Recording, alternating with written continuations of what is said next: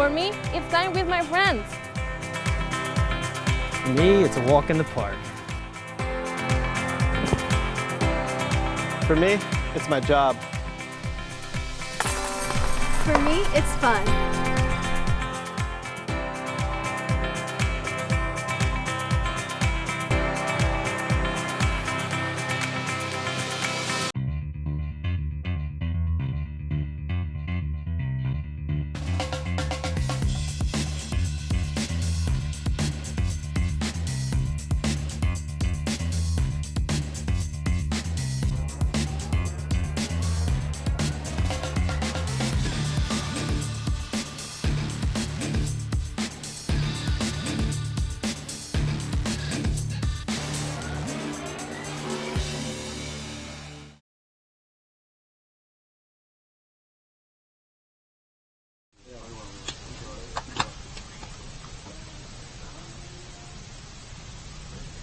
Hello everyone and welcome to the final day here at the 2017 Green Mountain Championships presented by Discraft.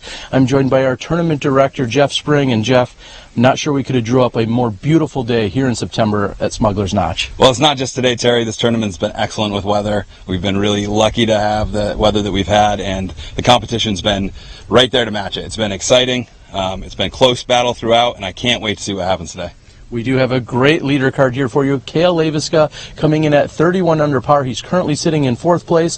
And in a tie for 2nd, we have Michael Johansen along with Ricky Wysocki. Ricky, who has never been defeated here in Vermont, actually, the entire state from what I've heard. And then our leader, Nate Doss, sitting at 35 under par.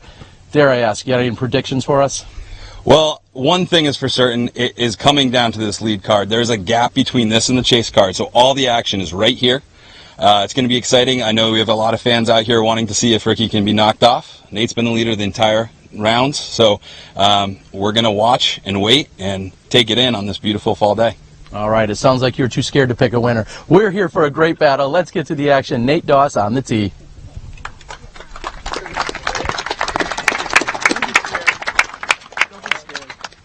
Let me welcome everyone to the final round.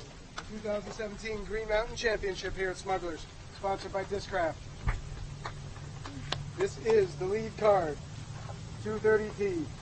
Leading us off from Bend, Oregon. Let's hear it for Nate Doss. Yeah.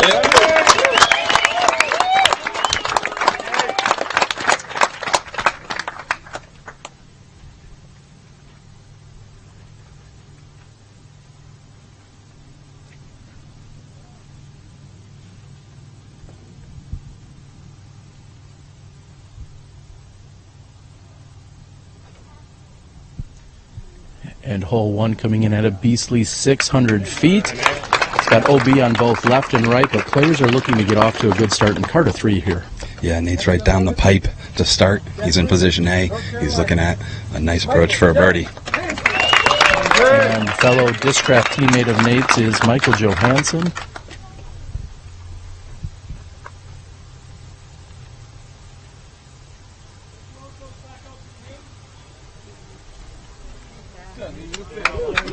And Michael Joe with great concentration. I believe someone was trying to help with the parking, and Michael Joe was able to battle right through it.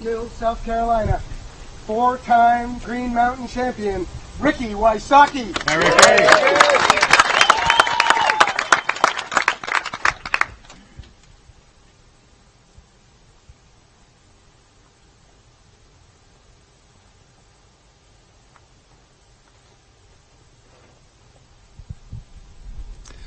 And that is challenging the left side. It's got to sit down. It skips and goes OB, Terry. That's a rough start. Rounding out our foursome from St. Paul, Minnesota, Cale Leiviska. Cale representing Prodigy here today.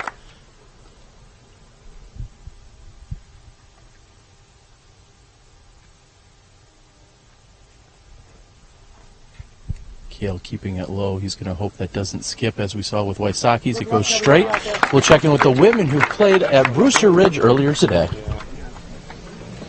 Welcome to round 4, everybody. Hole 1 at Brewster Ridge. Sarah Hokom has a 4-stroke lead over Catrina Allen. Jessica Weese and Valarie Jenkins are 5 back. Paige Pierce is 6 back. You can see the basket just through those trees. This is a 315-foot par 3. You just want to pure that gap, get near that tree, and hit your 30-foot putt. Sarah Hokom and Catrina Allen have set themselves up very nicely for that 30-foot putt, as does Jessica Weese. She's a little bit right. Valarie Jenkins, who starts the day 5 strokes back. Everybody's chasing Sarah right now. That's the name of our show. As Jessica watches Valarie and Catrina miss their birdie putts, here is her birdie putt. So Sarah Hokom has an opportunity to gain a stroke on the field right now. Just short. Catrina Allen for par. Catrina is actually losing a stroke. Paige Pierce birdies. We're moving on to hole 2.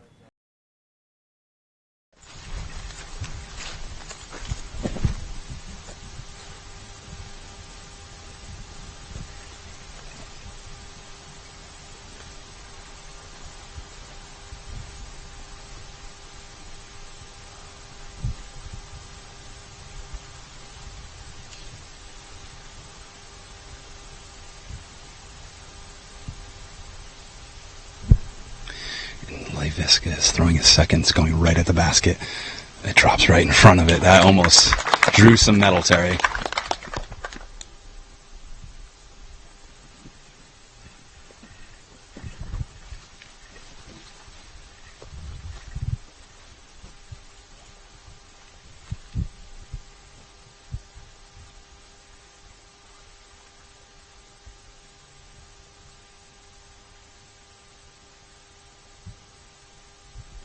Nate carries around a handful of challengers for both putting and approaching and tries the turnover, but hits one of the late trees.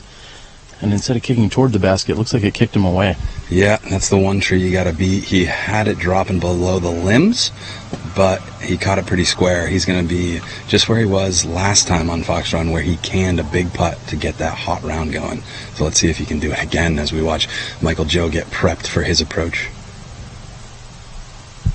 And very quick to throw is Michael Joe. That is not nerves, that is his standard routine. So some of you, if you're not used to watching Michael compete, he is a very quick thrower, as is Ricky Wysocki, but Michael even a little bit quicker.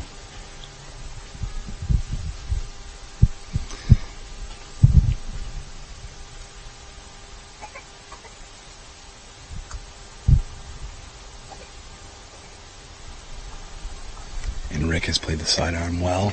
He skips up. It looks like he's going to be able to save his par.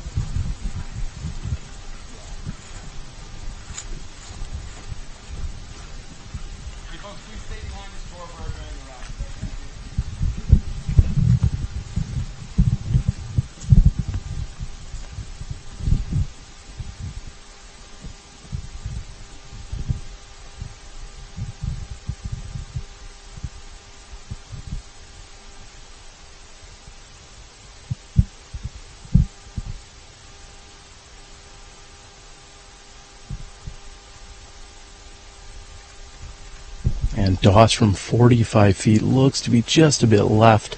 Maybe not quite enough snap on that release.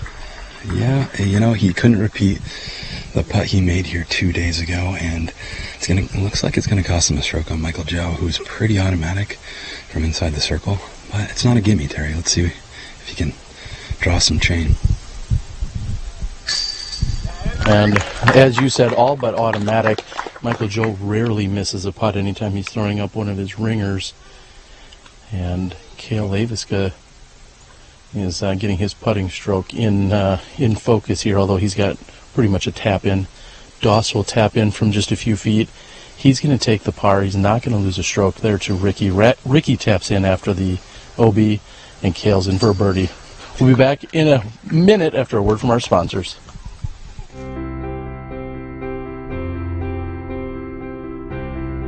Achieving great greatness requires hundreds of days of preparation. Which is why the people at Vibram have worked for over 3 years to make their first ever distance driver the longest and straightest in the game. Introducing the new Vibram Lace, helping you achieve your greatness. Sun King Discs, established in 2001. Florida's most respected name in disc sports. Official retail merchandiser of the Disc Golf Pro Tour. Currently on tour supporting Discraft and DGA live inventory, free shipping at $12.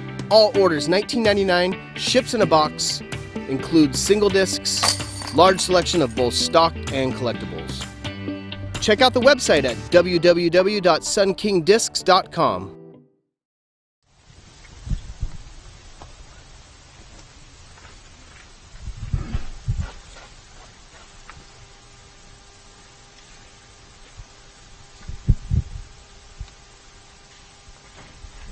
A tight wooded shot here, well, tight tunnel at least, not exactly wooded, but 270 feet here on hole number 2.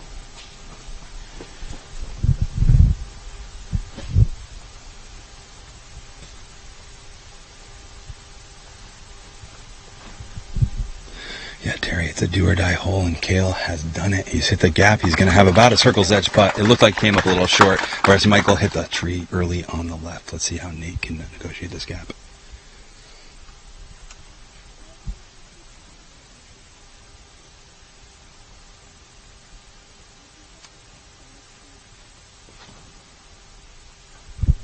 And Nate's turns over through the gap. That's going to be short. He'll have a long look at a putt from there. Wysocki lining up a backhand.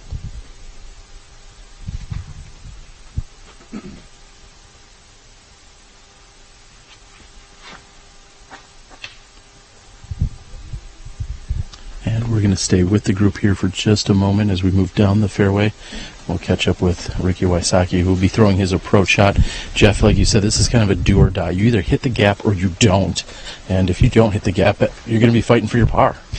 Yeah, and we saw 2 make it and 2 miss, and Ricky's off to a sluggish start here with an OB par save, and now he's going to have to try to scramble for a par save as well. And, you know, even though we talked about the 2 big names, Wysocki and Doss, already we see Johansen sitting in second, 2 back, and maybe he and Cale are looking to make themselves a storyline as we see Ricky try to approach.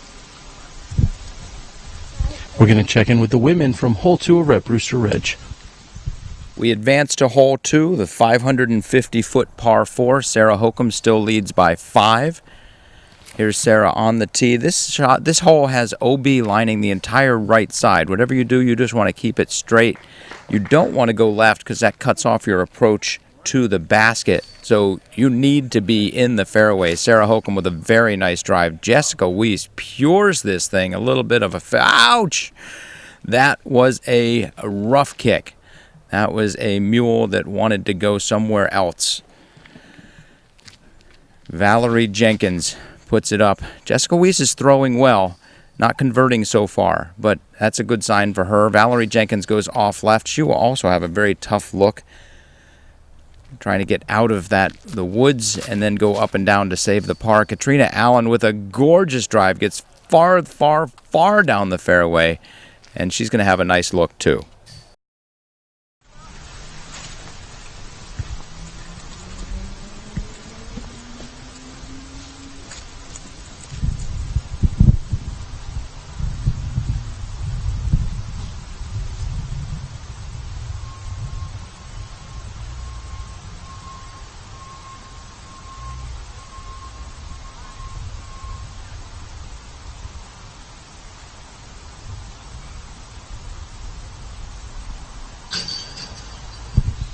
Doss on that left side, relatively short putt here.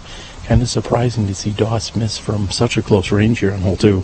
Yeah, it might be the little early nerves of the final round, but Cale's looking to take advantage and pull 1 stroke closer here with the only birdie.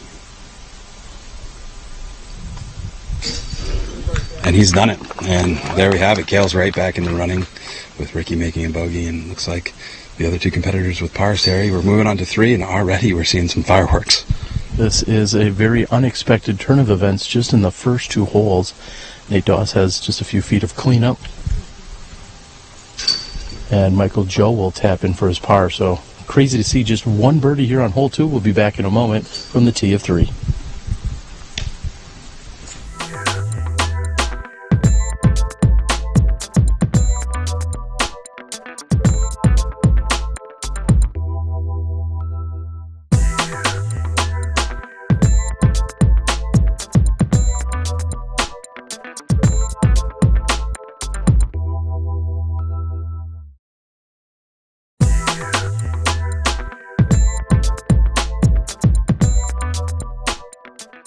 Flashlight LED disc golf discs just changed the game. The unique Disco Select feature allows everyone to choose their own color by simply pressing the middle button, then pressing it again during the first rotation of colors when the one you want appears. Or you can leave it in disco mode, rotating through the 6 different colors for the duration of your game.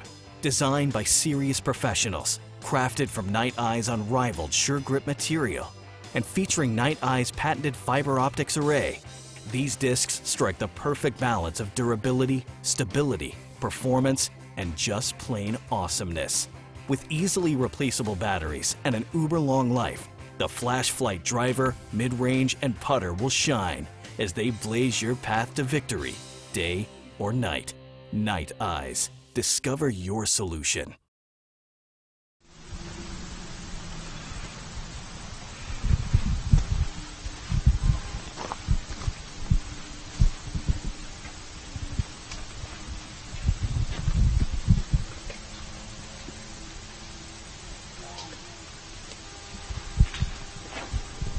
At 305 feet, Cale goes with the mid-range straight up the middle. Looks like it's going to be just a bit short, but inside the circle, pin high.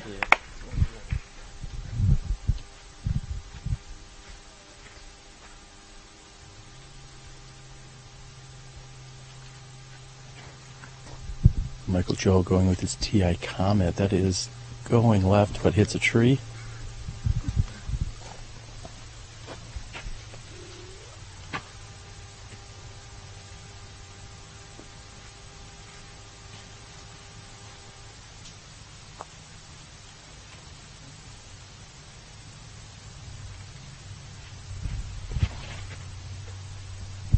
Nate with his Glow Buzz going right up the middle. That looks to be just left, close to pin high.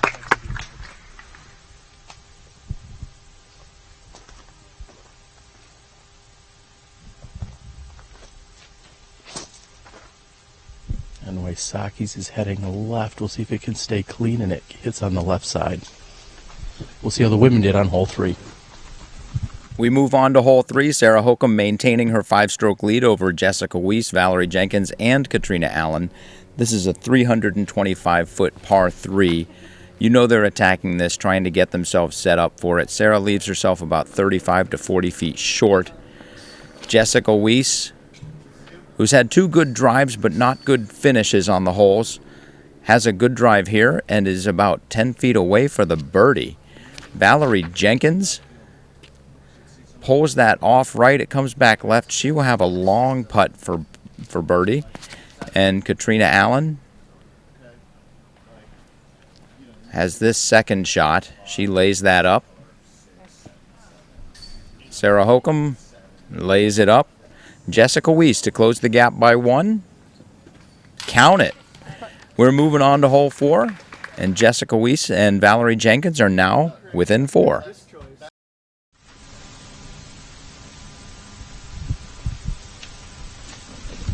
And MJ has an approach shot to the basket. Again, you can't be too aggressive here, Jeff. There's a drop-off behind the pin. Yeah, if you're not confident in your putt here, most people just lay up, Terry, and that's what we saw from Michael Joe. He had a long pitch up, but, you know, we'll see what kind of confidence Ricky has in his putter today right here.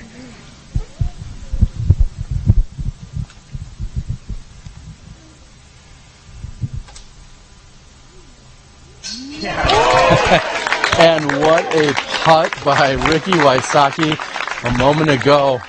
Jeff had just mentioned and said we'll see what kind of confidence he has, and I think that may answer the question. He's struggled a little bit off the tee. He's got 3 holes in without a great tee shot, but yet his putter makes up for it here on the green of the 3rd hole.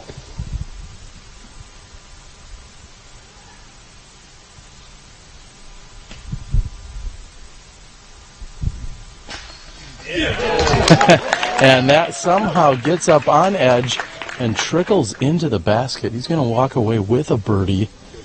MJ tapping in for his 3.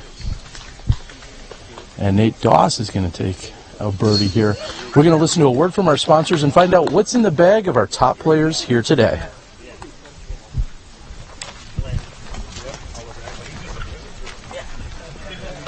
How's it going, everybody? I'm Michael Johansen with Team Discraft, and we're going to go over kind of what I throw for the day out at Fox Run Meadows. My main fairway driver of choice that I use is an Undertaker. I'll use it on 1 and several other holes out there. Any of my long distance stuff is generally a Z crank like this, or 1 or 2 others that are kind of close. Sometimes I throw a nuke, but mostly it's those. And any of my longer up shots, or like hole 3, I use this titanium Comet a lot. It's mostly what I throw in right now on my Comets, so we'll use that a lot. And then most of my up shots are with bangers, probably be this one, but you know, it does change every once in a while. And then when I putt, I use the Soft Ringer X for all my putting to make them grab the chains a little better, hopefully. And that's basically what I throw out there. Perfect. Ricky Wysocki here. We're about to head into the 4th round out at the Fox Run Meadows course. It seems to be a little bit windier than the first round we played out there, so I'm going to have a little bit more overstable discs, and game plan is going to change a little bit, but overall I'm going to be pretty aggressive and trying to attack these open, semi-windy holes today. And for my long-range overstable driver, I got a Lucid Enforcer. It's kind of a glowish plastic. It's pretty overstable, can handle the wind, and really controllable for the long-range shots out here. And then for my fairway driver, flies pretty similar to Enforcer. It's a Gold Line Stiletto. Doesn't quite fly as far as the Enforcer, but it's also controllable and can handle the wind really well. So that's my fairway driver out here. And then for my sidearm approach shots and sometimes off the tee, controllable drives, Lucid Felon. It can handle the wind. It's pretty much my only sidearm disc I throw for fairway shots. And this is going to be my go-to today, nice and controllable.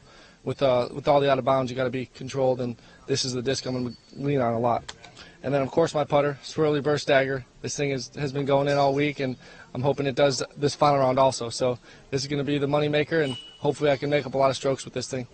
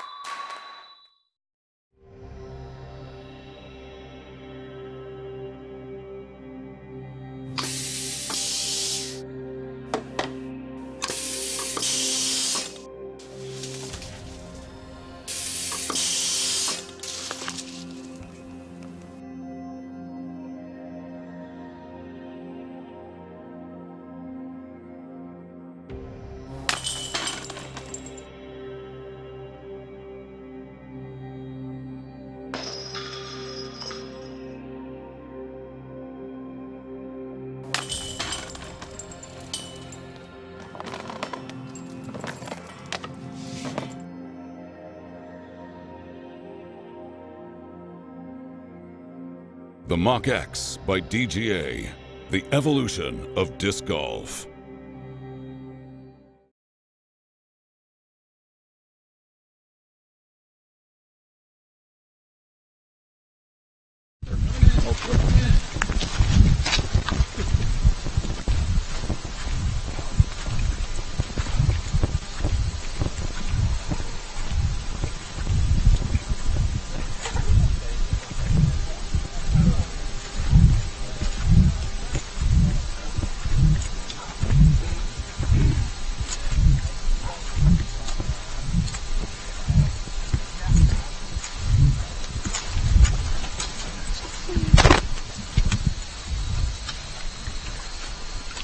ready whenever you are.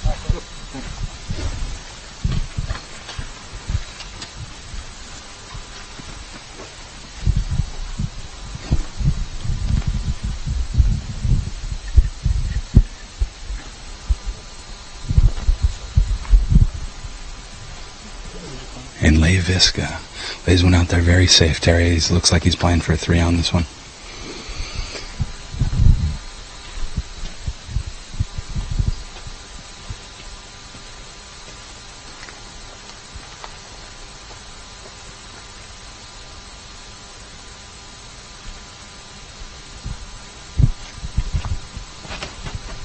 Doss rips his favorite Z-Force out and around here. Hole 4 at 470 feet. Great crush there by Nate Doss. Ricky Wysocki third to tee.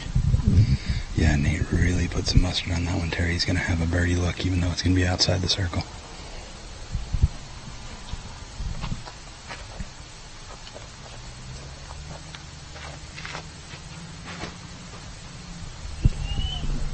And with plenty of power, that seems to be fading right, and he's looking for that to hook up. And the spotter's giving him the red flag, Terry. That is out of bounds. He's going to have a long putt for his 3, very long.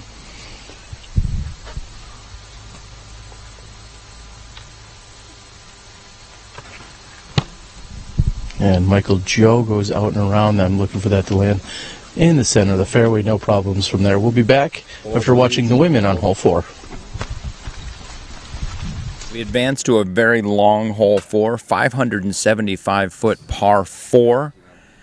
Show you an abbreviated version so we can get in the important shots. Jessica Weese's drive looks very good, but tails off to the right a little bit early. You need to stay in the fairway here at Brewster Ridge, and Catrina Allen does it. A perfect shot by Catrina Allen. Here's Valarie Jenkins' second shot. She had a good first shot, not quite as far as Catrina Allen. That second shot sets her up for a pretty easy up and down for the par. Sarah Hokom, also a beautiful second shot. She'll have a look at the up and down for par as well. And Jessica Weese, after a tough second shot, follows it up with a tougher third shot. Here is her fourth shot. She finally gets it close. She'll be carding the bogey, giving that stroke very quickly back. And Sarah Hokom cards the par. A great run by Sarah Hokom. And Catrina Allen, after her approach went a little long, misses her comeback putt and actually loses a stroke on hole 4. We're moving on to hole 5.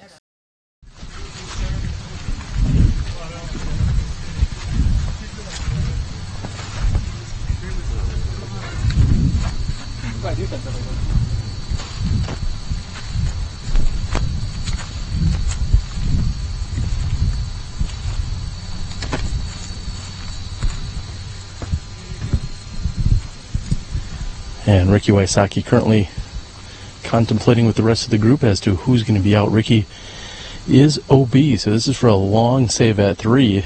And that's come up just short, Terry. It looked like it had a shot, but just petered out there at the end. And there's another bogey for Wysocki, and that's the main story right now, is he's falling out of contention early. Michael Joe, of course, very quick to throw and hits almost the exact same spot on the basket. What a run.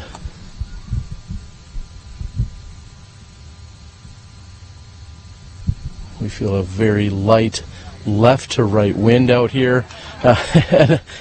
I couldn't quite hear it, but I'm sure the crowd was disappointed that he didn't draw medal after the bar that was set by our first 2 throwers. Yeah, Leiviska actually apologized to the crowd, which sparked some laughter. But here we are, Nate Doss, looking for the lone birdie and to really retake control and gain his original 3-stroke lead back. He didn't start hot, Terry, but this could really set the table for a little margin on the rest of the round.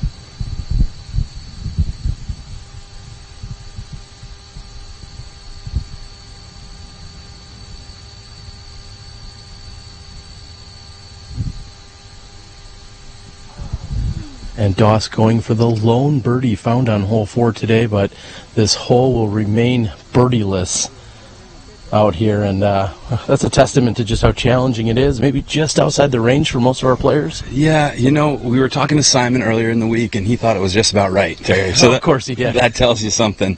It is a challenge. It's 470 feet, which all these guys can throw, but with the OB on the right side, any disc that's turning risks going out of bounds. So you see people throwing hyzers and not quite reaching here.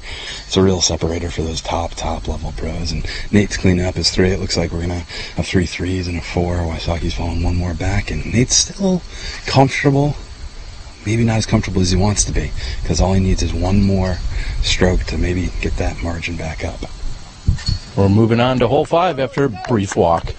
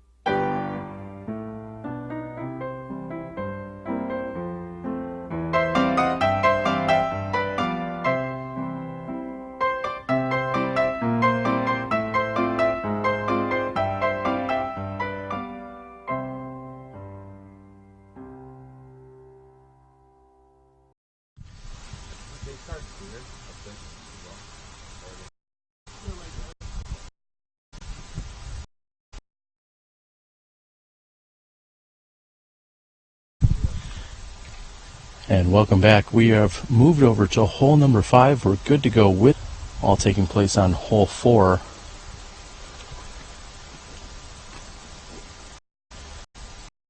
Had a chance to extend his lead even further on the previous hole, however not drawing metal like the first 2 throwers.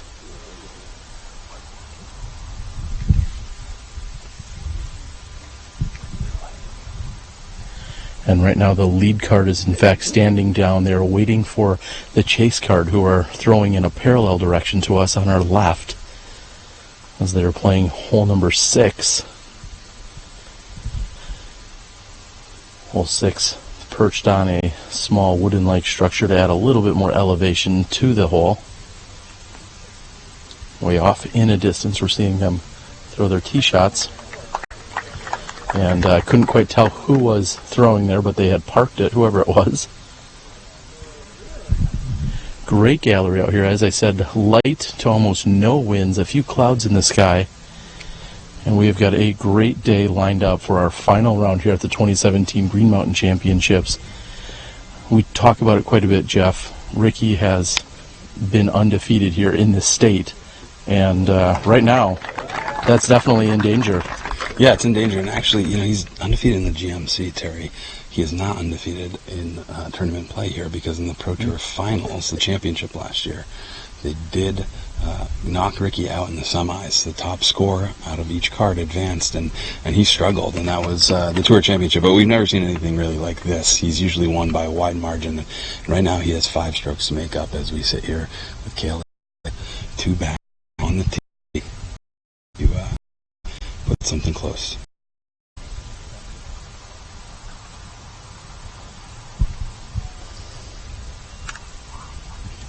Cale taking the right side right, finding the gap easily, and looks like he's driven it just about pin high. He'll have an uphill putt from there. That's a challenging drive. We are waiting for the spotter to give a sign down there.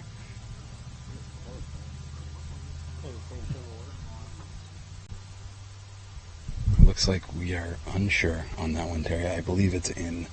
The spotter was not definitive, and here we see Nate Doss following this up.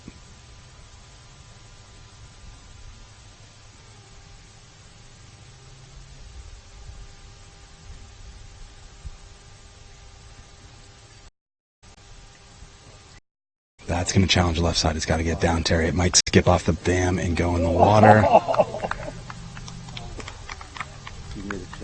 And we're not sure again. Did at the last moment. Nate found himself OB. And as I mentioned a moment ago, our lead card was waiting for our chase card. Now the chase card is waiting to putt as the lead card is throwing their drives here on this hole.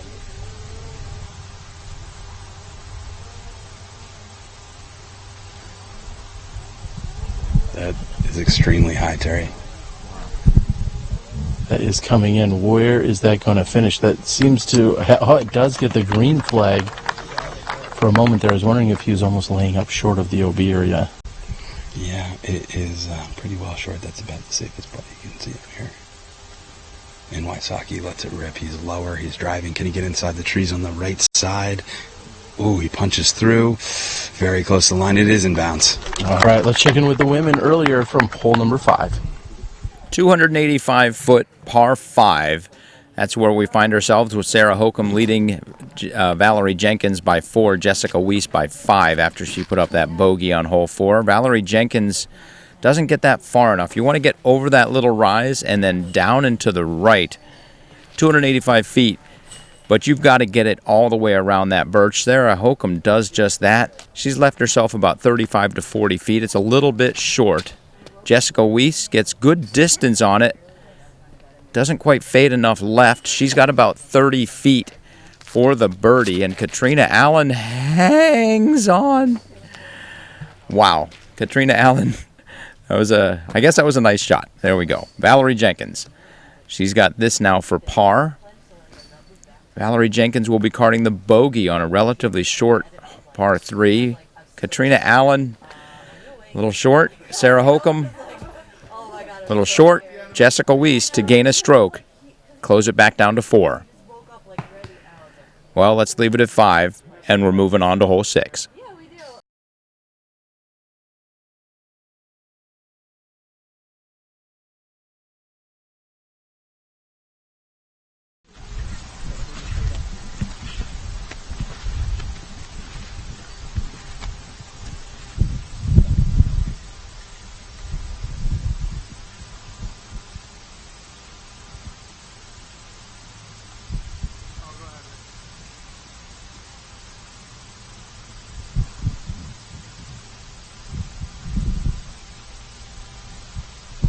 And Michael Joe is just outside circle 2, and he's found himself right next to the basket. He's going to be walking away with a 3. Ricky Wysocki is going to have to deal with some footing and a little bit of a headwind as he's putting at this basket. Yeah, very dangerous putt, Terry. I'd be surprised if he runs it, but he just did make that bomb on 3. Very similar danger behind the basket here. Ricky doesn't lay up. And sure enough, Ricky Wysocki canning it from just about circle 2 edge. What a putt. Interestingly enough, this hole is coming in at exactly 3. That is how it's playing today. There's been 31% of the players above par, 31% of the players have been below par, 29% above par, and the rest at par. So this hole is playing exactly the par 3 that it is. Yeah, it's a challenging hole. There's a lot of risk, but it's also pretty open, and you can bomb one right in here. Nate Doss is in the water, and I think there's going to have to be a group decision on Cale's disc, which is right on the line. And it looks like Cale is trying to line it up from a distance. We're also seeing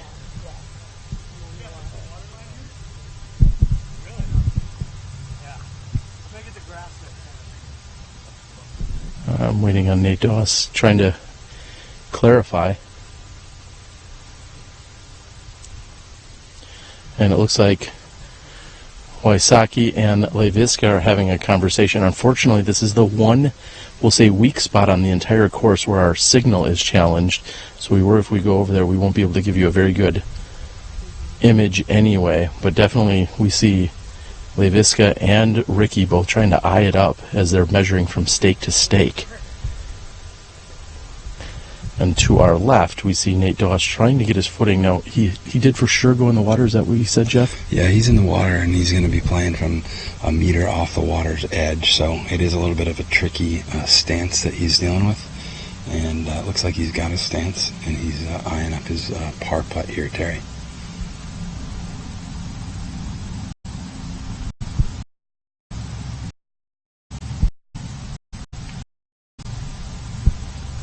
And it does sit down as this is perched up on the hillside. Doss is going to be walking away with a bogey 4. So talk about momentum shift. And Wysocki takes the birdie from a long range, very difficult putt. And Doss is going to be taking the bogey. That's a 2-stroke swing for those at home that like it when I do the math for them. Yeah, we're not sure if Cale's in right now. There's some debate, and they're going to make a group decision. Looks like there's some tape, and they're not going to use the tape to string between the 2 stakes.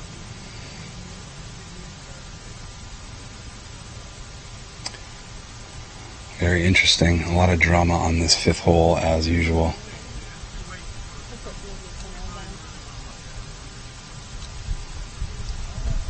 Either way, we're going to see Cale bring it in up to the 1 meter. Maybe we'll listen to Nate or get some other indication. And the spotter raises up the green paddle. That is a Pro Tour paddle, patent pending, that is. And Cale is determined in bounds. Let's see if he can capitalize on the very close call with a birdie.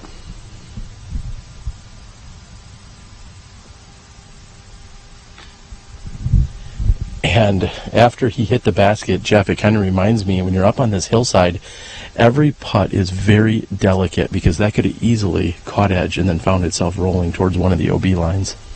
Yeah, you know, down in this ditch, Terry, it's inbound, so coming back, it's not as much of a danger, but the water is always there. And it's always constant on people's minds. As we see Nate tap in for his bogey, he will retain a 1-stroke lead since Cale missed his birdie putt, but, you know, he doesn't seem too happy about the occurrences on this hole, and, you know, he's going to have to turn things around if he wants to stay in the lead. But, hey, Cale Leiviska making a charge here. 1 birdie, 1 bogey, and a pair of pars. This still averages 3 on the day. We'll see you in a moment from the tee of 6.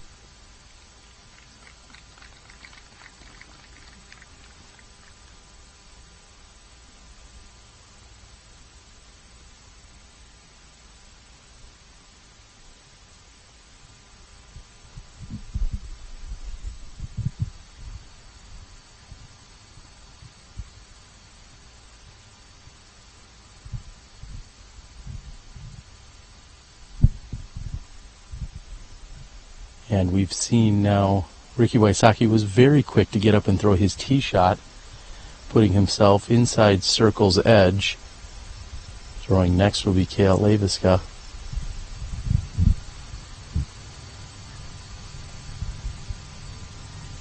And Cale with a great looking turnover shot, heading toward the basket. He'll have a putt from there.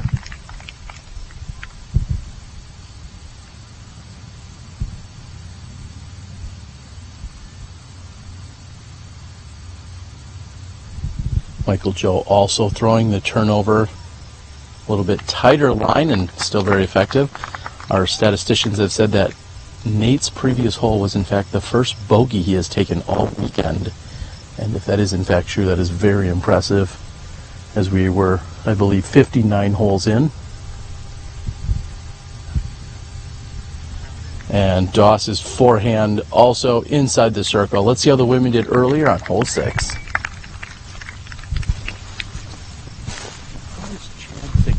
We advance to hole 6, a 225-foot par 3. Sarah Hokom maintains her lead, 5 up on Jessica Weese and Valarie Jenkins. And she gets it out the gap. She sets herself up for a 30-foot putt for the birdie on this elevated basket. This is an island green. You just need to get outside of the opening. Catrina Allen does not. She rolls just out of bounds. She'll be throwing from the drop zone for par. And Valarie Jenkins shows us just how it's done. Catrina Allen from the drop zone pulls that way right. She will be carding a double bogey on one of the shortest holes on the course. Sarah Hokom's birdie putt goes up and over. Valarie's parked for birdie. Jessica, can she gain a stroke as well? She does. We are moving on to hole 7. The lead is now. And doesn't even need to look it in. He knows he's made the putt here on hole 6 from Michael Johansen.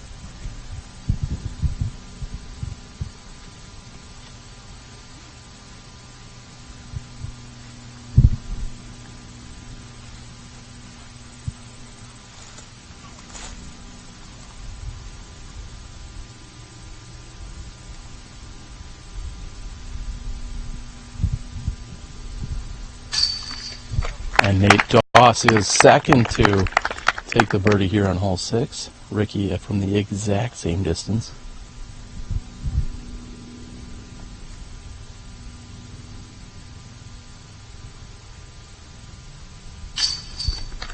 And Ricky now back-to-back birdies, or correction.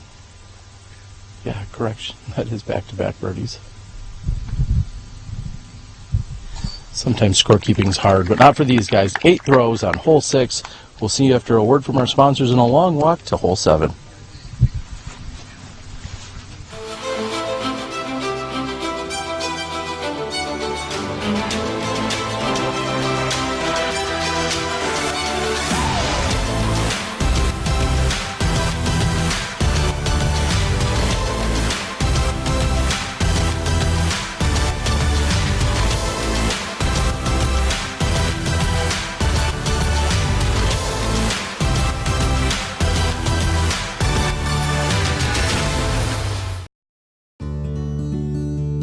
Tempercraft, USA. Double wall, 18/8 stainless steel construction. Keeps it cold while you're hot, keeps it hot while you're cold. Get your customized growlers, tumblers, and sports bottles. With a lifetime warranty and 1% back to the planet. Tempercraft, USA. Temper your thirst.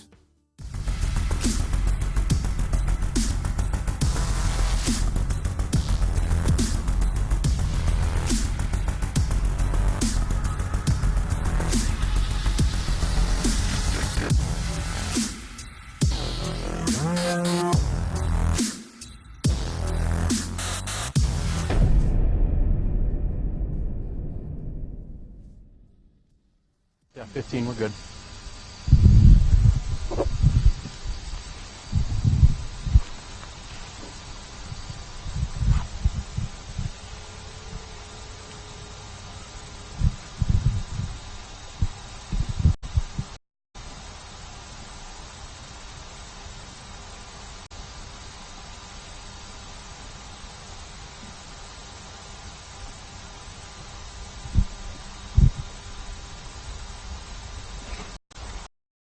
And moving over par, more than 1,000 feet. We got Ricky Wysocki off the tee. Really perfectly placed drive there. Yeah, that's control distance right there, about 450, slightly downhill to up area. He made it look easy.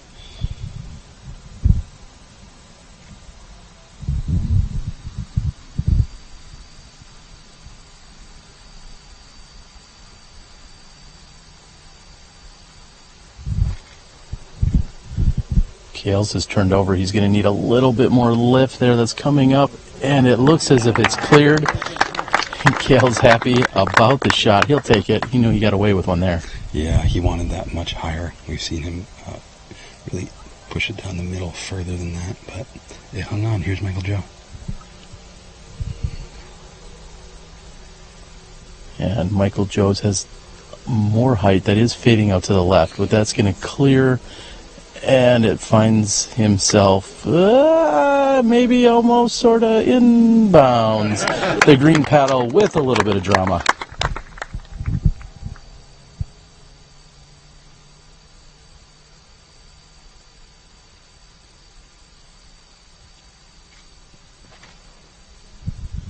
And Nate Doss seems to have adjusted for all the previous throws. He crushes this one down there. Let's see how the women did earlier on 7 over at Brewster Ridge. We advanced to hole 7, a 365-foot par 3. This is a slight right to left. There's no OB, but you want to get through that gap and then curve. I just almost killed Alyssa. Oh my god. And then curve left at the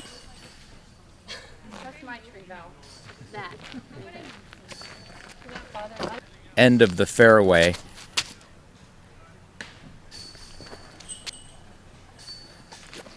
Well, Sarah Hokom gets through the gap, kicks left at the end. She's in the woods way left. I don't know who's in the worst position here, but Jessica Weese has a really nice shot. She bowls it to the left. A little bit of elbow nudge.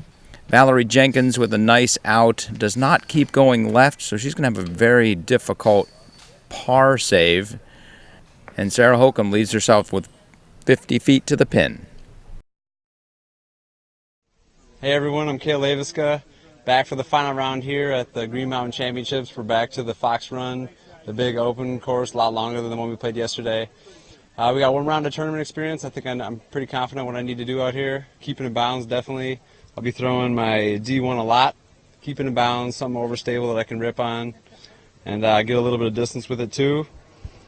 And not quite as much as the Brewster Wooded course, but I got my trusty M4s. Be throwing these a lot. Some of the wooded shots. I'll also be throwing my PA3 for hopefully a lot of short up shots, and putting this in the basket. Make a lot of putts today. Make a run on these boys. I got nothing to lose. Thanks, boys. Thanks for watching.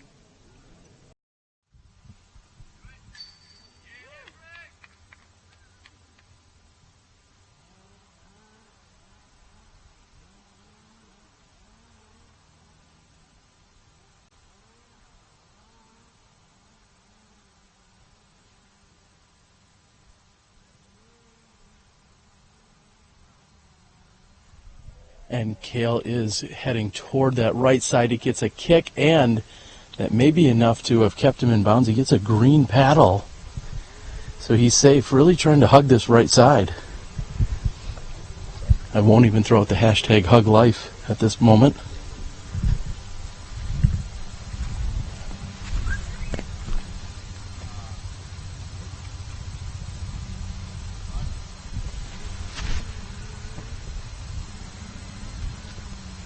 I think we all stand that far. Him.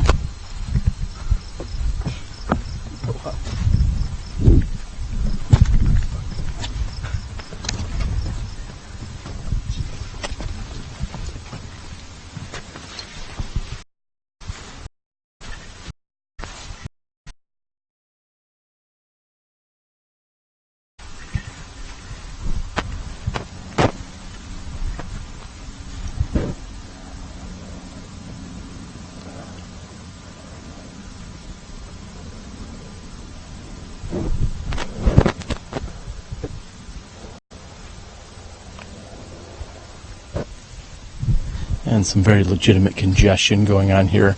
A moment ago I saw a group teeing on hole 9, and then we're also watching a group putt out on hole 8, and as they clear out of the way, it looks like Ricky Wysocki will be getting ready to throw his second shot.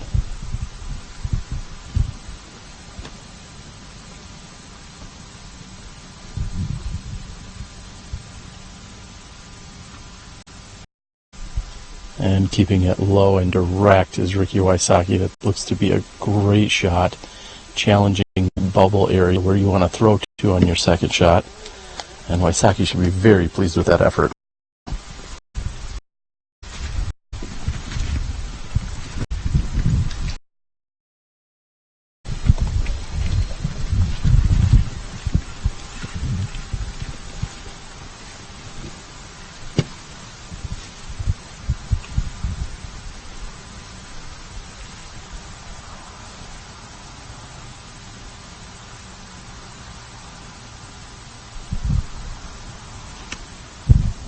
And Doss with what looks to be a great second shot.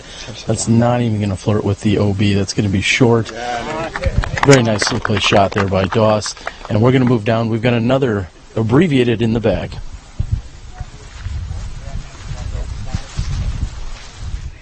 Hey everybody, it's Nate Doss here.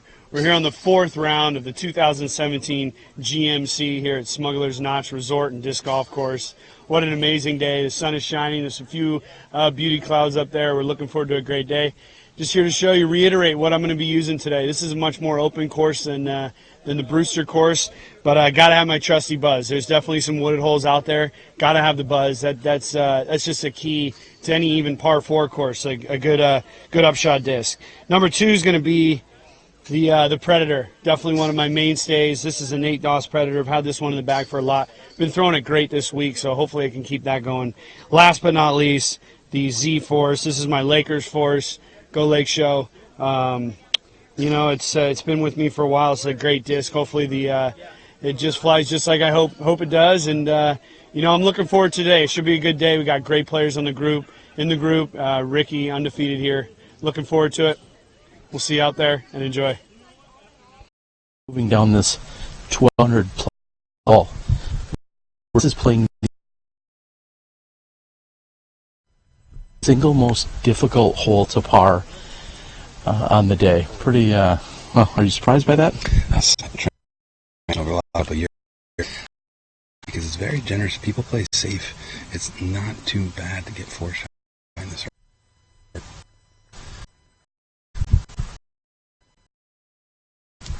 And Michael Joe releases a laser beam. It's going to come up short. And it's going to be around the edge of circle 2.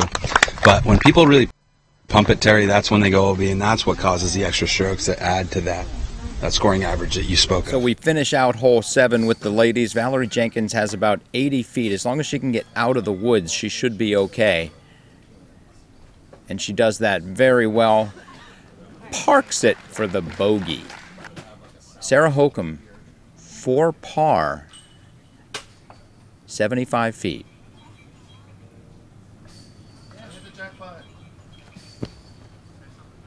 A great run by Sarah Hokom.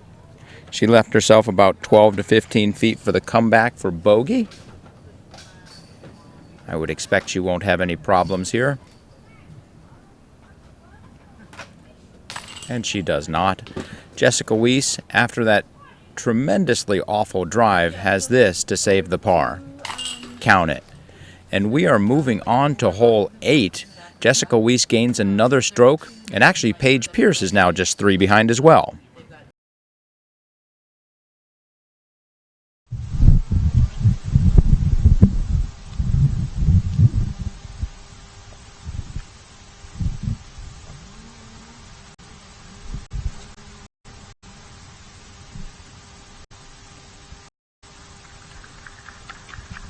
And welcome back to the action. We have Nate Doss throwing his forehand approach shot toward the pin.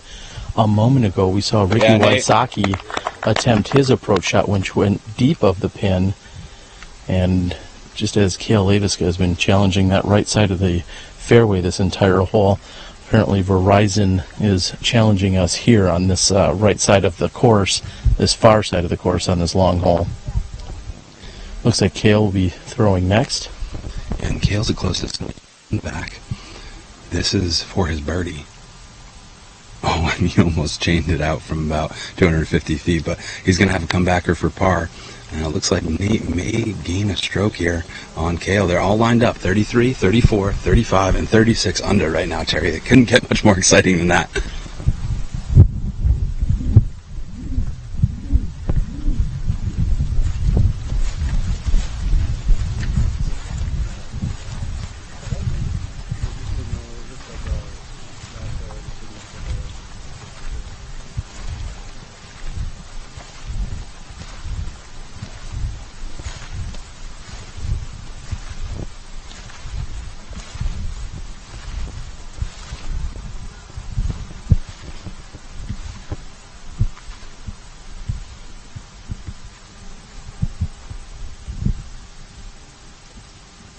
And Michael Joe has a look at it from about 90 feet.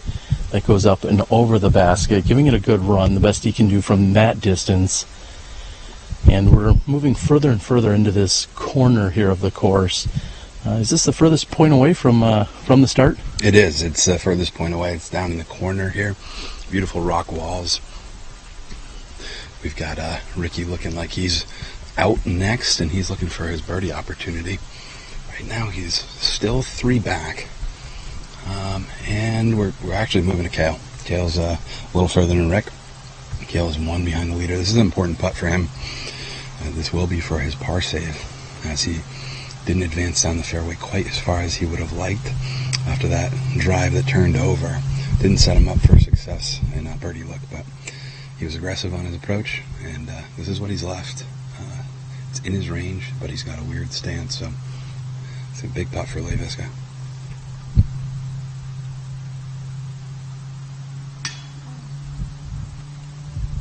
Cale not able to convert. Ricky, however, is going to move into almost an identical position, but it looks like he may have an extra foot or two closer to the basket, which is going to allow for a straddle putt.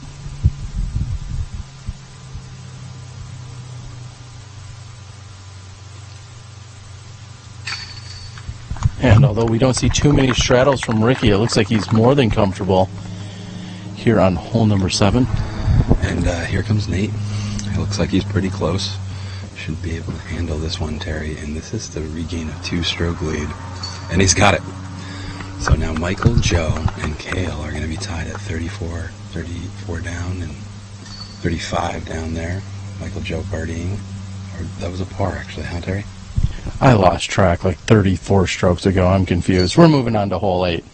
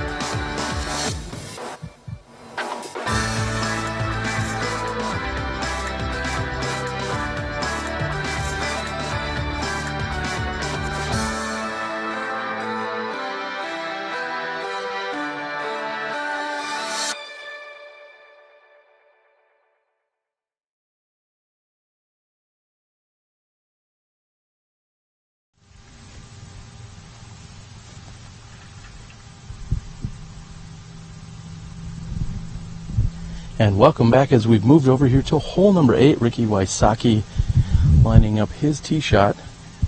We have moved down the fairway, so we anticipate our throwers landing about where we're at the moment.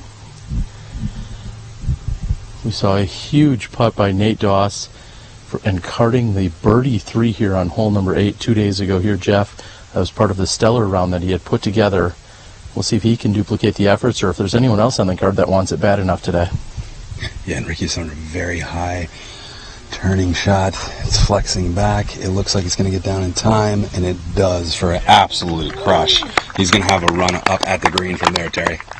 That is a huge crush by Ricky Wysocki, getting the green Pro Tour paddle. Second to throw is Nate Doss.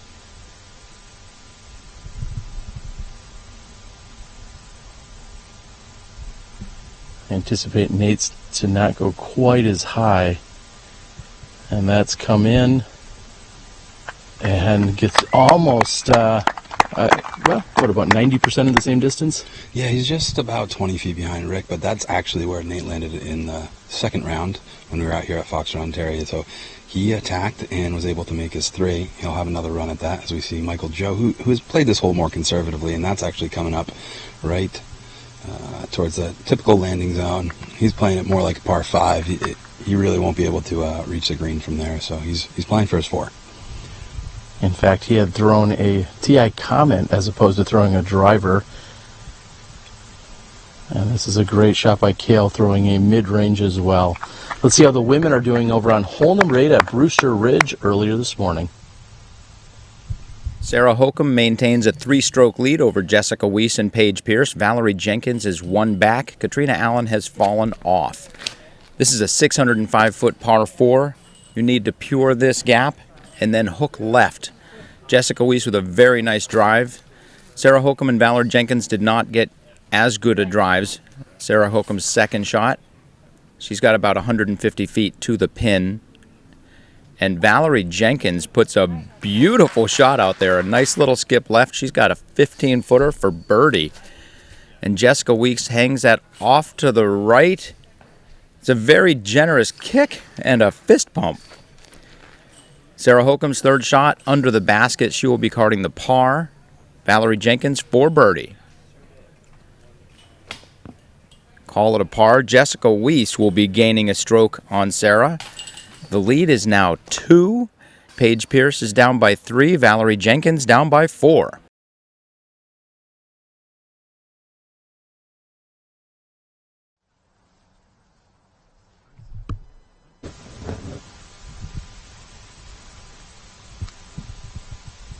And rejoining us here to throw a shot. Seems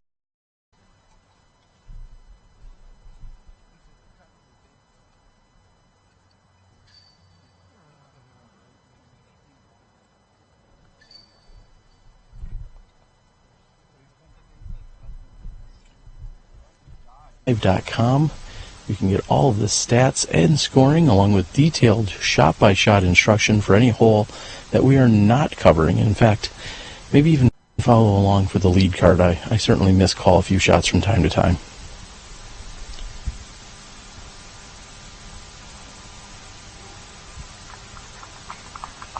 Green paddle here for Michael Joe. Here's his approach.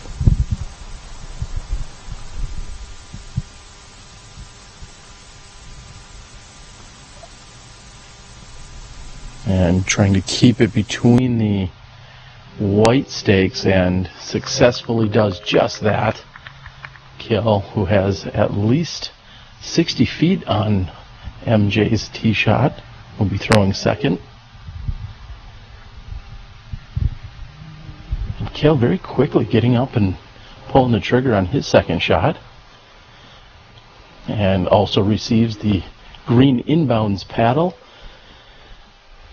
As Jeff will elaborate on, both Nate and Ricky have thrown big enough drives here off the tee that it looks like they're going to be able to attack the green if they're playing that aggressive style during this round. Yeah, I believe that they are both going to attack this green. Nate had a pretty nice play last time, as we mentioned, and he's going to really challenge that right side tree line, Terry, and try to get one to really level up, fly straight, and fade into the left side, leaving him probably between circle 1 and circle 2. That's what I'm expecting on this Predator shot. He's got a great lie. It's not too steep. Let's see if he can yank one up there.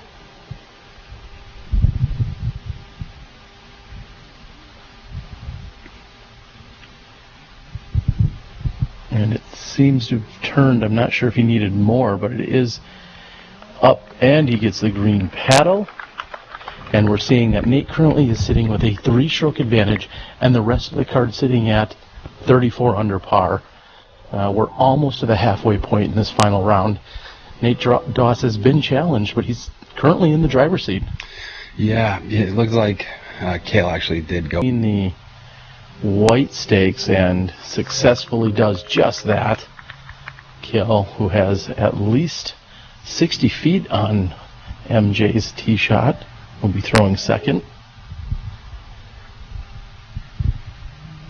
And Cale very quickly getting up and pulling the trigger on his second shot. And also receives the green inbounds paddle. As Jeff will elaborate on, both Nate and Ricky have thrown big enough drives here off the tee that it looks like they're going to be able to attack the green if they're playing that aggressive style during this round. Yeah, I believe that they are both going to attack this green. Nate had a pretty nice play last time, as we mentioned, and he's going to really challenge that right side tree line, Terry, and try to get one to really level up, fly straight, and fade into the left side, leaving him probably between circle 1 and circle 2. That's what I'm expecting on this Predator shot. He's got a great lie. It's not too steep. Let's see if he can yank one up there.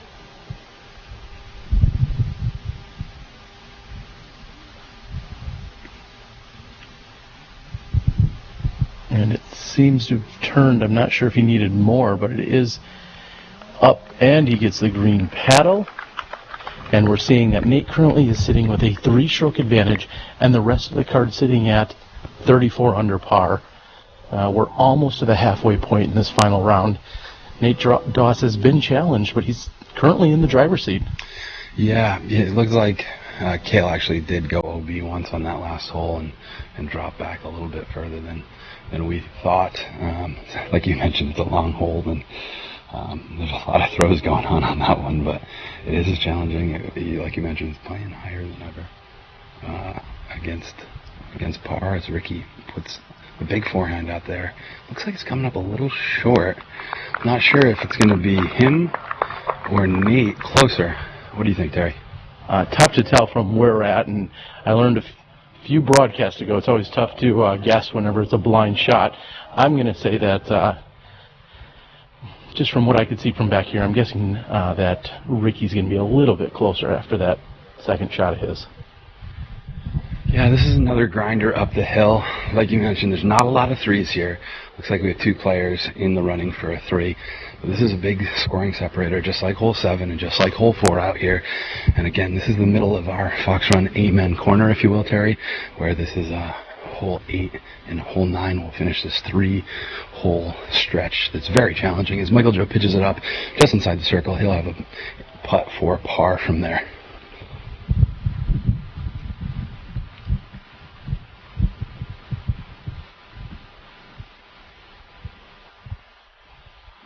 And Cale comes up short, but we'll have a very makeable tap in there to save the par.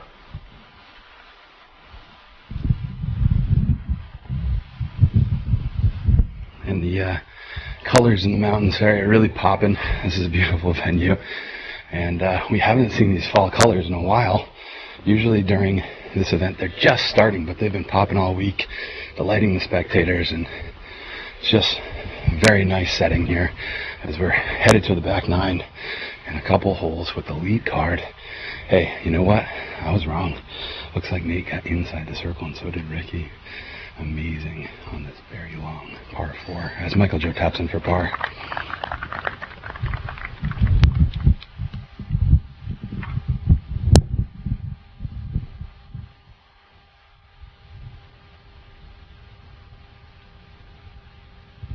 And welcome back. We are here at 9, however, I'm in these start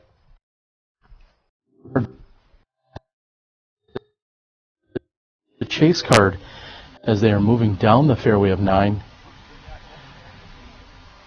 It has been a little while since I've taken a look at the scores myself. Hopefully you're back in Milwaukee along with Johnny V, who is producing the rest of the show. Thank you guys so much. In the meantime, I'm going to take a look at our stats and scores.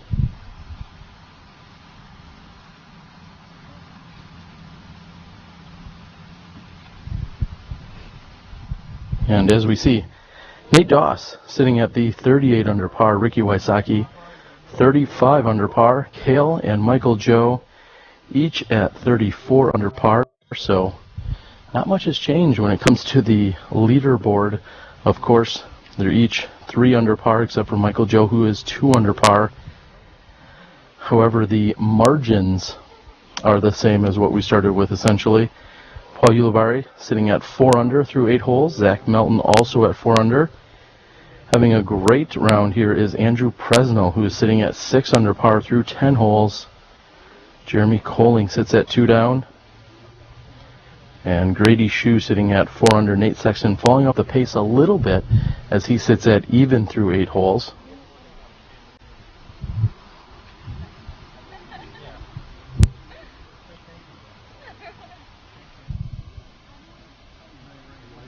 I mentioned the other day, this is in fact my favorite hole here on the course, at least aesthetically. There are many beautiful holes here at the Fox Run Meadows course. And I think that officially brings my stat of 1 for 1 on announcing the correct course here today. Yesterday was a little bit of a struggle. Paul Ulibarri on the putting green here on hole number 9.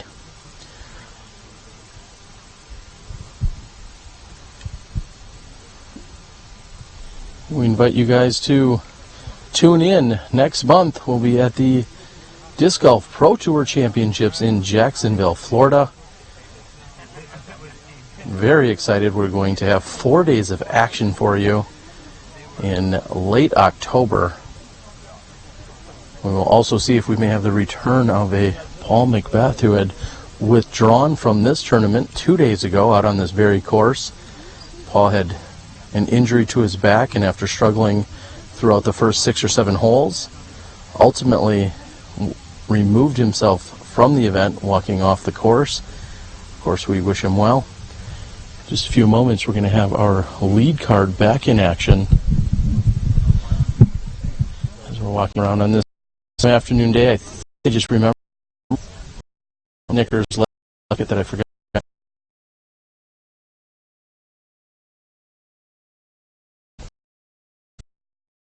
Not sure if somebody can find a cooler to place this in. Either way, we've got Ricky Wysocki ready to go.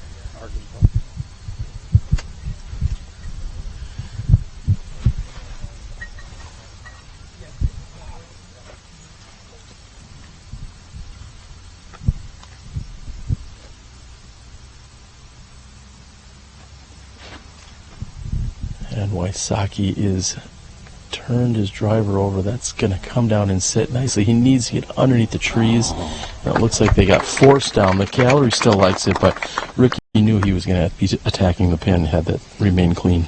Yeah, he might have buzzed the basket on that one, Terry. Let's see if Nate can respond.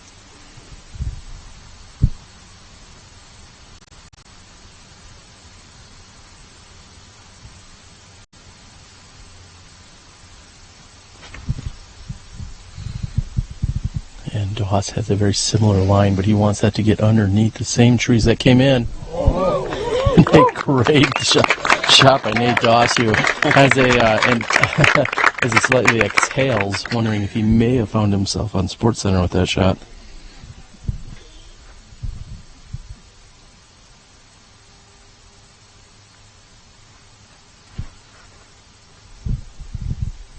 Oh, and Michael Joe with a beautiful hyzer flip, Terry. It's fading back in. It should be just fine. And it is. Let's see if Cale can match these first 3 beautiful drives that all found in bounds. And at 435 feet, Cale goes for the mid-range. That's going to be short on the 3rd most difficult hole. It's a par. Let's check in with the women from hole 9. We advance to hole 9, a 205-foot par 3. Par 4 would be fun, wouldn't it? Jessica Weese on the tee, straight as a string, just to the right of the thin gap. You can see it goes straight down the pipe and then has a little bit of a hook to the right. There's really no question what you need to do. You just need to go straight and then fade right, not left. Sarah Hokom. These ladies are having trouble on hole 9. Jessica Weese, second shot. She's got about 150 feet left. I wish she could have done that from the tee. She's got 15 feet for par.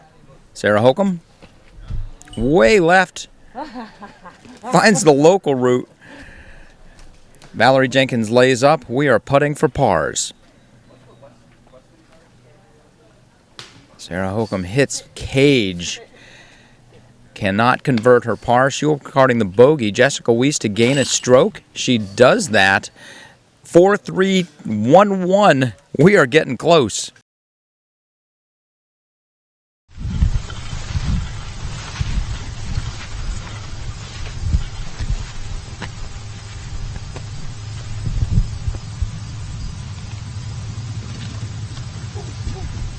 And Cale's approach shot is a little bit wide to the right from just about circle 2 edge, looking at almost exactly 66 feet. We're going to have Ricky Wysocki throwing second.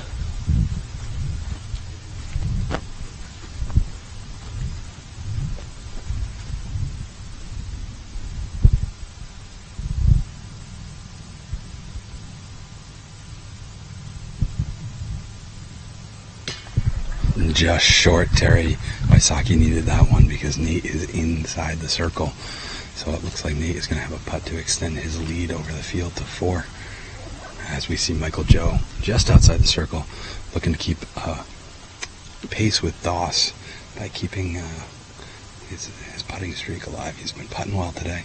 Let's see if he can knock this one in from about 35 feet.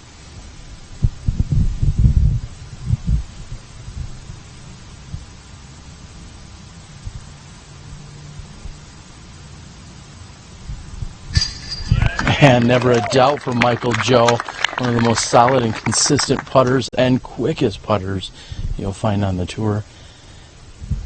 Nate Doss just past the basket as he came in here on hole number 9. He's looking at 20 feet to the pin.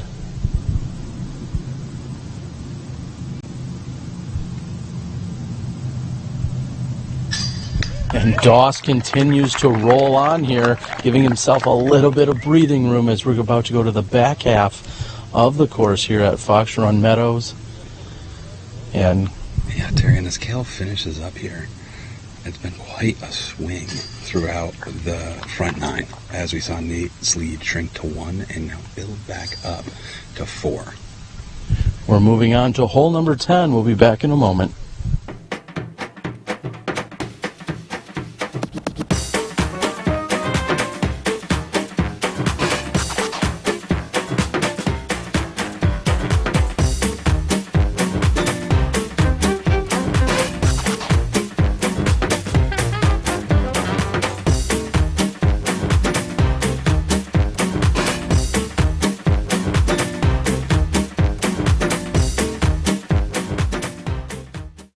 Disc Golf Center has moved to beautiful DeBerry, Florida, just down the road from the River City Nature Park Disc Golf Course.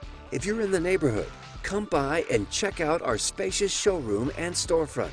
You'll have direct access to our live inventory of over 20,000 discs, so you can get exactly the weight and color you're looking for. Visit discgolfcenter.com, the world's largest disc golf store.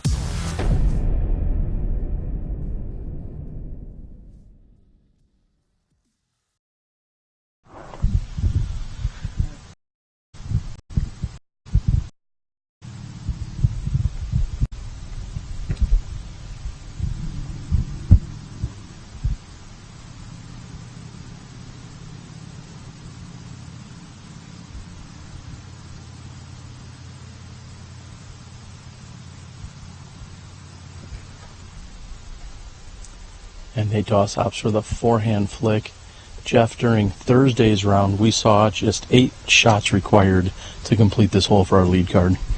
Yeah, it may be the same today, Terry, but that was a little short. He wanted a little more power. He's going to have a circle's edge uphill putt, as we see Michael Joe go with a backhand to try to attack this 300-foot par 3.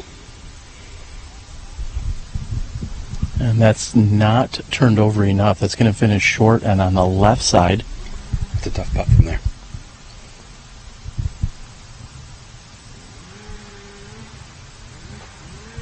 And Wysocki talked earlier about throwing the felon on shots such as this, and he's going to like that result. Yeah, that's about 10 feet away, and this is a hole tailor-made for Rick's forehand.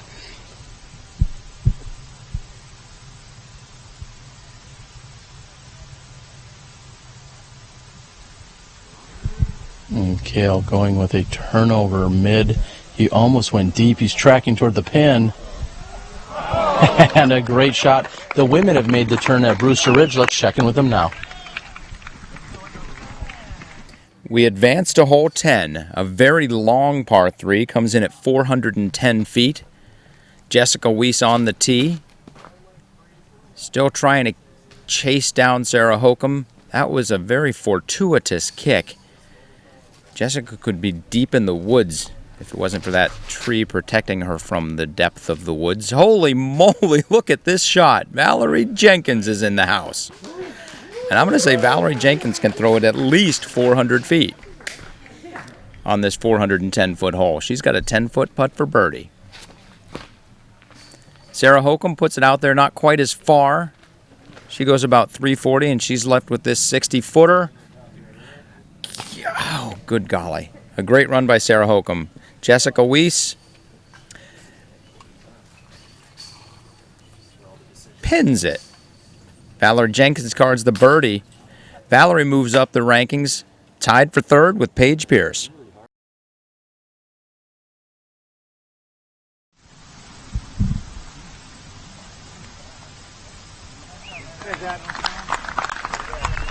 And welcome back. We are here on the green of 10, but also watching the chase card tee on 11.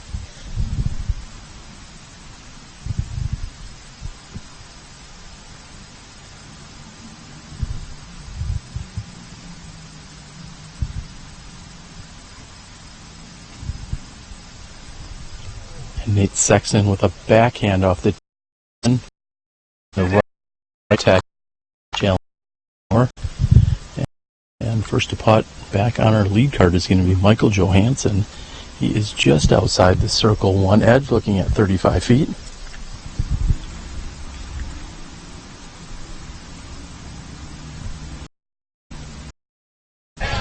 Dead center for MJ. Can't help but chuckle with how quickly he gets up and just pures it into the heart of the chains. Nate Doss is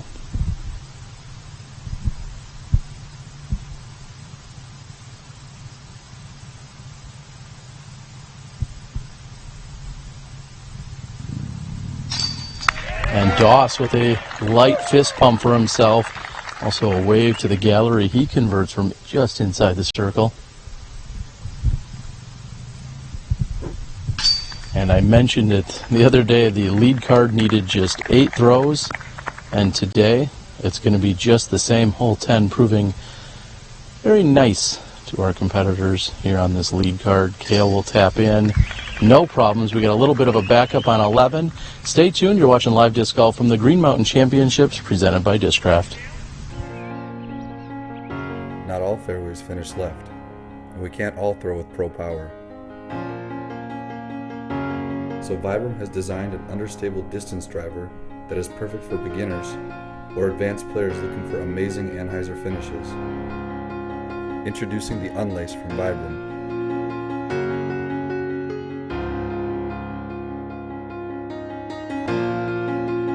Durability, grip, performance.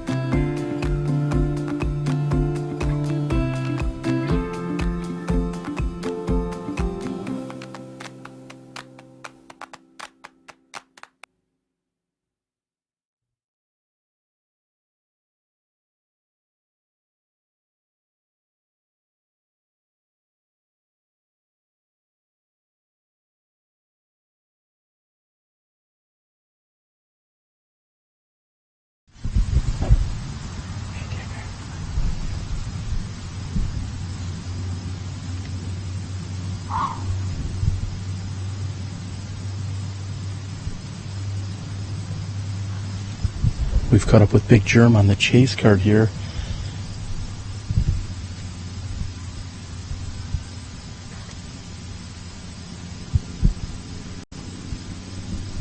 And he's trying to get down the narrow tunnel and is not completely clean. Hits one of the trees about halfway down the tunnel.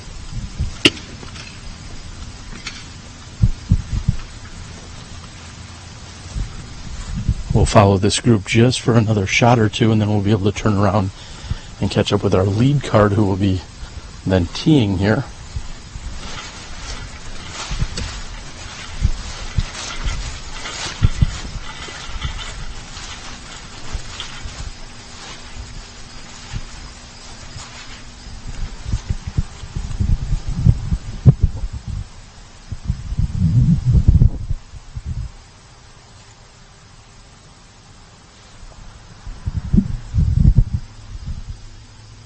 Paul Ulibarri starting to walk down the hillside.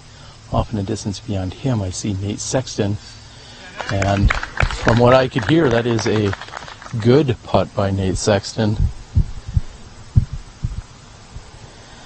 We're seeing in 5th place Paul Ulibarri currently at 31 under par, which is 5 down for the Andrew moving board. He's 7 down and sitting at 29 under. Zach Melton and Jeremy Colling both sitting at 28 under par as of right now. I believe that's going to round, or by that is.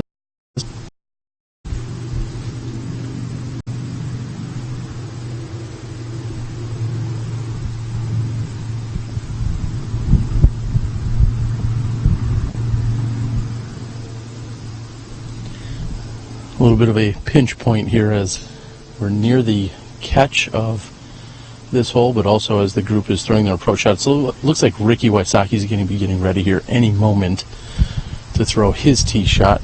See him eyeing it up.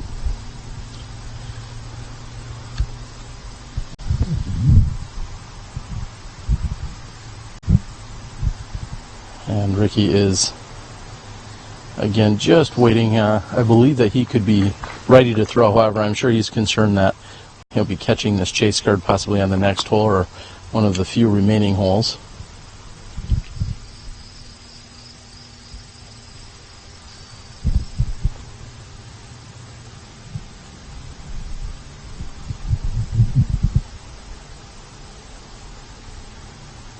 And again, sorry, we are just waiting on Ricky.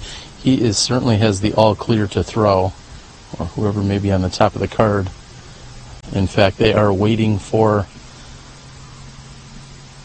the group to clear off, and they are doing just that. So we should be ready to go. Hope you're enjoying the coverage here today. Hope that you're also enjoying the great battle taking place on the women's side. Paige Pierce has come out firing. She's had a few hiccups thus far, and she has found herself on the 2nd card, which is in fact a rarity. I can't think back to any large event where during a 2nd or final round we've seen Paige Pierce not on the lead card. And that was a tee shot by Nate Doss, very well placed. We'll see if we can get in a better position.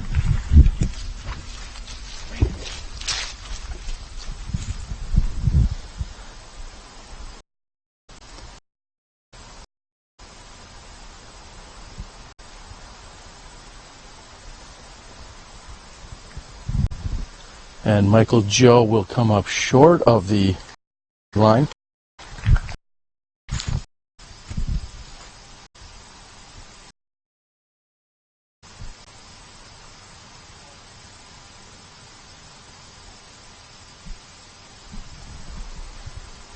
Towards the OB line, that's got to sit down. It's going to come up and land just safe of the OB line. In fact, it looked as if it curled around, possibly even touched the out of bounds. However, it rolled back at the very last moment. And Cales is easily going to sit down safely. We're going to check in with the women from earlier today over at Brewster Ridge. We move on to hole 11. 615-foot par 4. You need to pure this drive straight through these woods as far as you can. And Valarie Jenkins does exactly that. A beautiful first shot by Valarie Jenkins. Jessica Weese. So Sarah, Jessica, Paige, and Valarie are all within 2 strokes right now. Sarah struggles off the tee. This is her 3rd shot. And that reaches the pin but goes way to the right. She's going to have about a 65-footer for par. Valarie Jenkins gets this second shot well placed. And Jessica Weese's 3rd shot now. And that fades. Well, that goes well deep as well. This is Sarah Hokom. She's ahead by 1. She needs this par to maintain her lead. Counted. She's come close on so many big putts. She finally hits one. Sarah Hokom wants to keep that lead. Jessica Weese misses the par putt. We've got a little bit of a swing, and Paige Pierce is 1 back.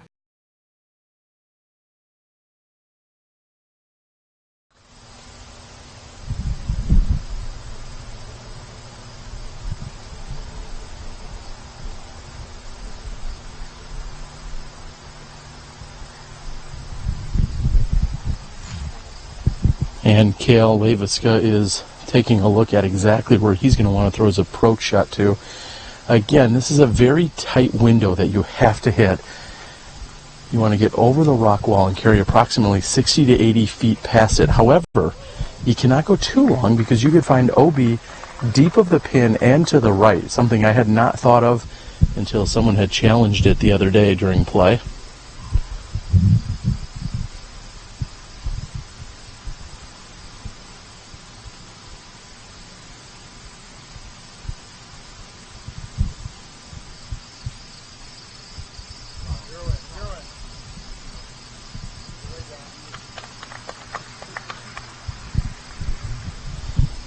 We're out here at Smuggler's Notch in Vermont, just outside of Burlington. We'll also be back here for the 2018 Professional Disc Golf World Championships taking place in September.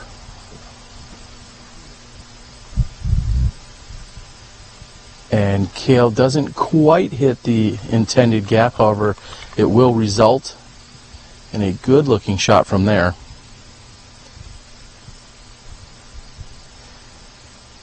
Michael Joe is moving up. He's also going to confirm this hole plays down and to the right from where the players are standing, which is why they're trying to get a reference point, whether it be a tree or a certain clump of rocks or whatever the case might be. But they're trying to find a reference point, an area they're looking to throw to. Dead calm winds out here today. I'm quite shocked at just how mild the conditions have been throughout the last 4 days here of competition.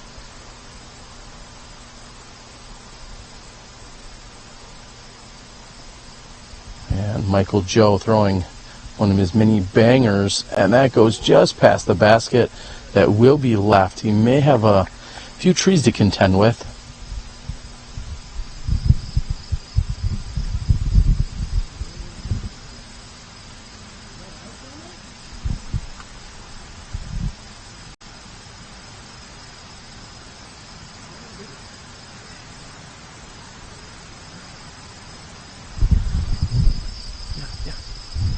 And one of the very anxious spotters who's helping out, unfortunately, was more interested in finding out about the result of the previous shot. That's what halted Doss.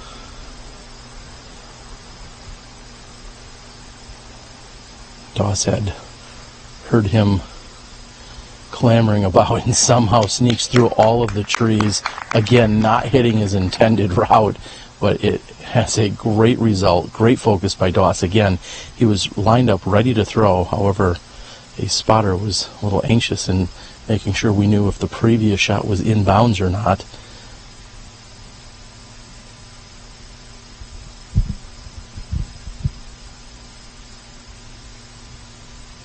Wysocki also moving up. So far we've seen 3 clean shots, which that in itself is very impressive here on the approach to this well-protected basket.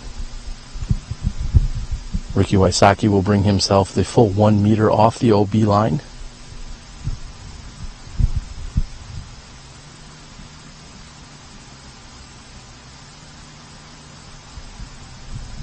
disc switch to his pure.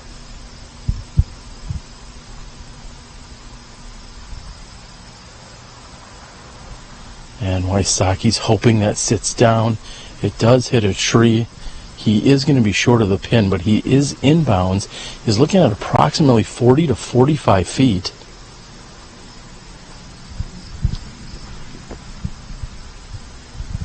He'll move closer to the...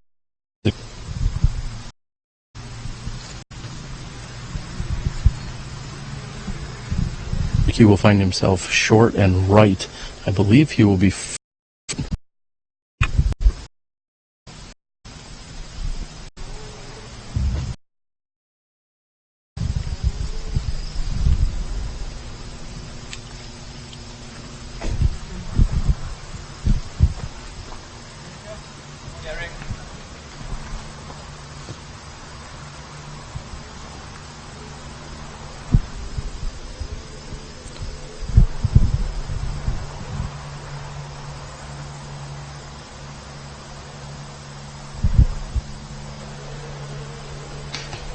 And Wysocki's straddle is short.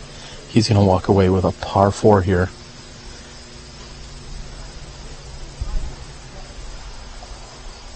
Wysocki will remain at 36 under par.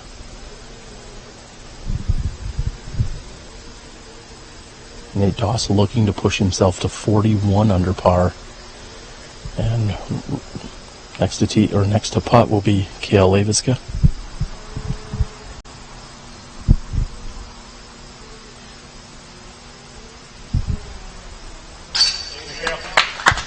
And a solid putt by Cale. That will push Cale to 36 under par. Michael Joe, if he can convert, will move to 37. So Doss maintain or possibly 5-stroke lead here, assuming he converts.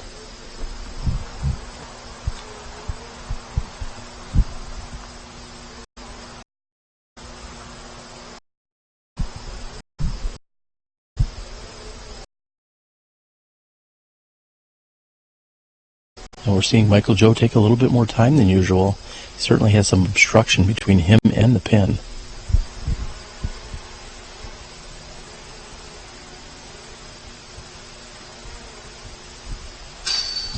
And Michael Joe, no problems.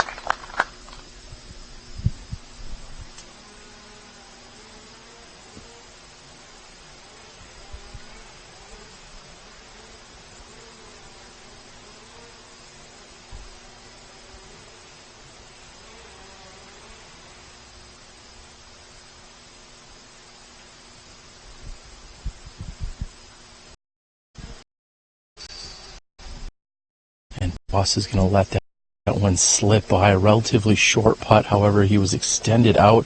We saw a slightly different grip as he was lining up his putt. And he's going to tap in for a fresh. We're moving on to hole 12.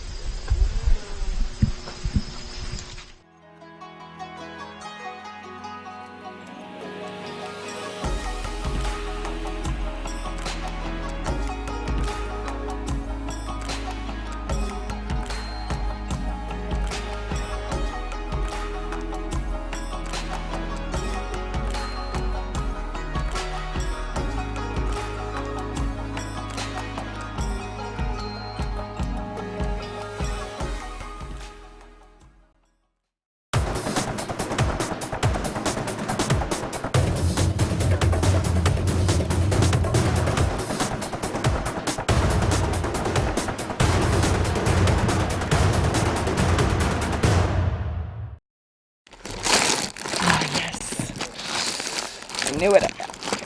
Knew it. Haha. What's the pro tip on snack time, Sarah? This is a really good time when you're last on the box and there's a wait. This is some yogurt that I keep in my cooler bag of my Zuka cart because I have all these sweet accessories to carry all the cool stuff you need. Lots of room for lots of fun things like a toothbrush, super glue, some baby wipes, an extra skirt, a rubber chicken, and some lotion. All seem like essentials to me. They are. What's the yogurt of choice? Chocolate Haze Craze Flips by Yod Chobani. It's my favorite. Snack time pro tip, Sarah Hokom. Okay, Rick, you're staying with the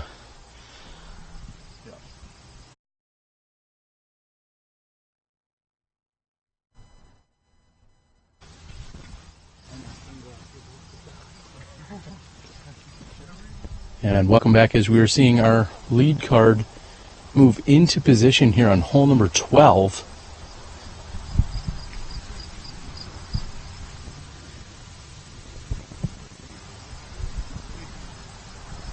Nate Doss with a relatively short putt, not able to convert on the previous hole, was looking to get into a very comfortable 4-stroke lead. He's still sitting with this 3-stroke advantage.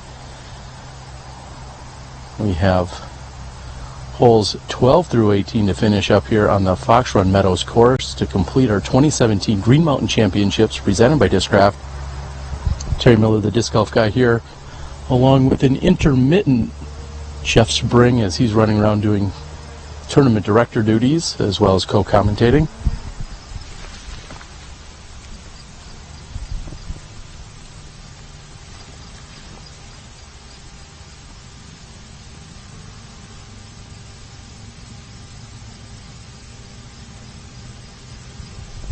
And Michael Johansen is first to tee, easily carrying the water, however, finding himself right next to the rock that is within circle's edge of the green, or correction, the basket.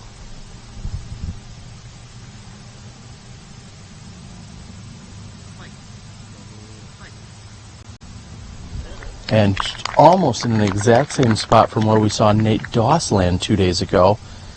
Cale is short, but on the hillside. He'll have to deal with a little bit of footing. However, he will have no wind to contend with.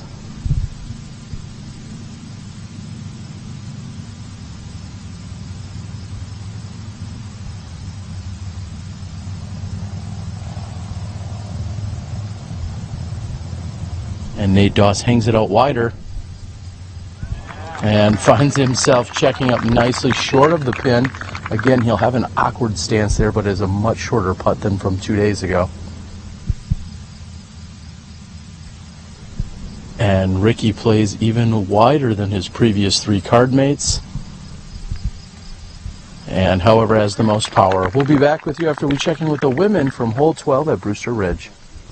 We move on to hole 12. Sarah Hokom holding on to a 1-stroke lead over Paige Pierce, 2 strokes over Jessica Weese and Valarie Jenkins. It's a 360-foot par 3.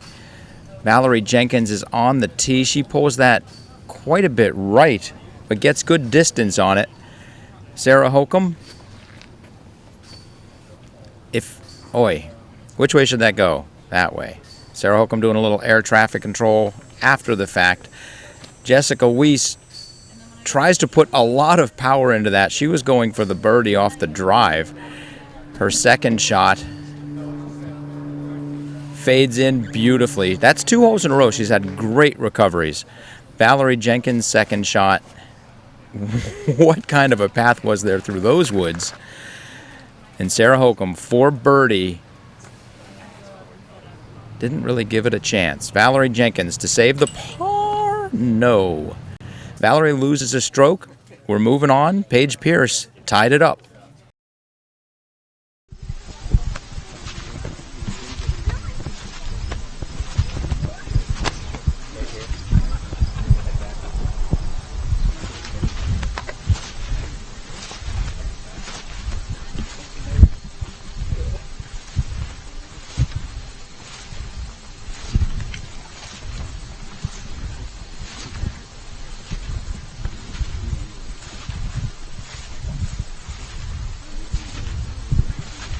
And we're moving in here as our players, Ricky Wysocki out in front as he frequently is.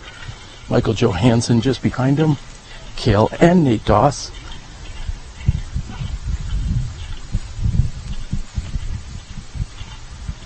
And naturally, we're out here at one of the most beautiful views you could find anywhere at Smuggler's Notch, maybe in Vermont. I think they make postcards. Yeah, we see off those, Terry. Yeah, all you have to do is snap a picture and you got instant money because it's so beautiful out here. But this hole is a big challenge. These guys are making it look easy, throwing over the water, and all putting it within the circle, it looks like. So let's see if they can clean them up.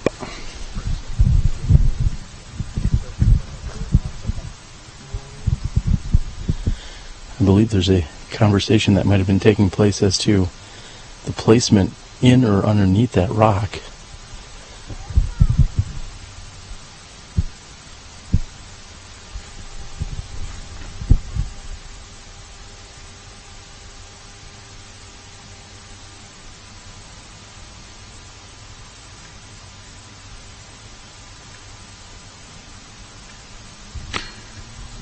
And Cale's slightly uphill putt is short, hitting off the front of the basket.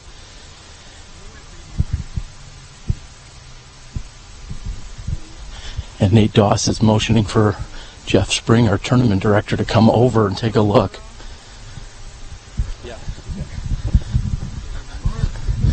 We'll see if we can take a look at what they're...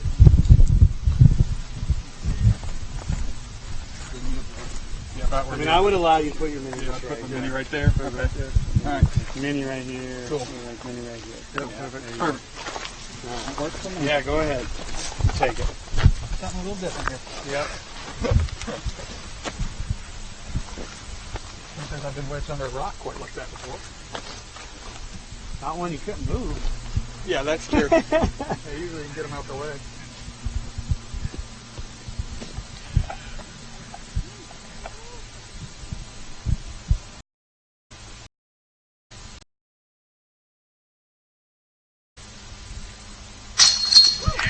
And it really doesn't matter where you put Michael Joe. He's going to convert on the putt. Elevated putt, even if it's under strange circumstances. Let's see if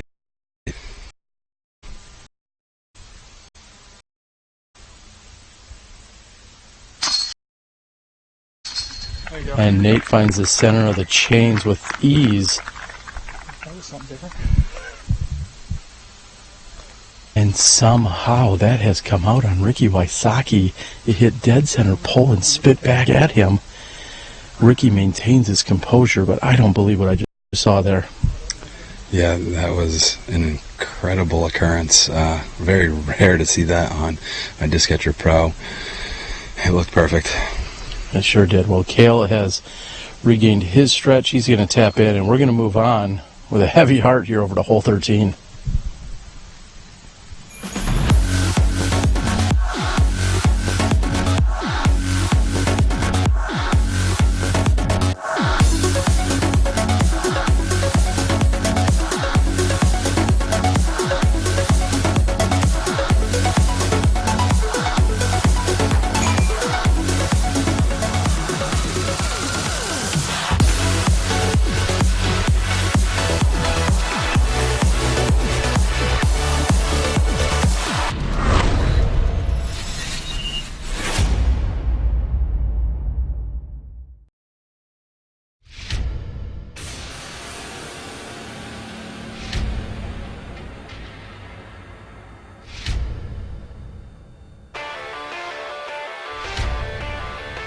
For looks, for life,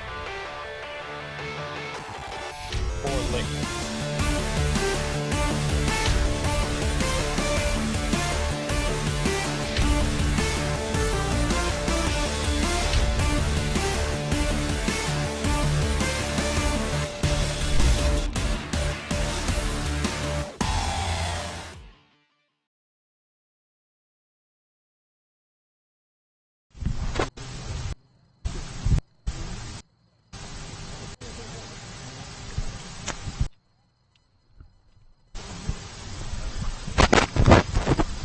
And welcome back here as we've moved over to hole 13. I think Ricky Wysocki had off the ground. That was a very unfortunate break for him. We've seen a number of challenge is Ricky putts very hard. He frequently hits the pole of a basket, and I think we've proven that sometimes maybe it comes in a little too stiff, and sometimes there's just an element of luck.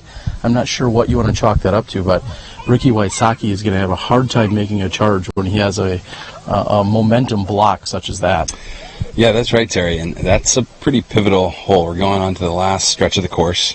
This is the last hole over on the basin section of Fox Run, and we're going to head back over after this hole. And, you know, a putt like that really hurts his momentum.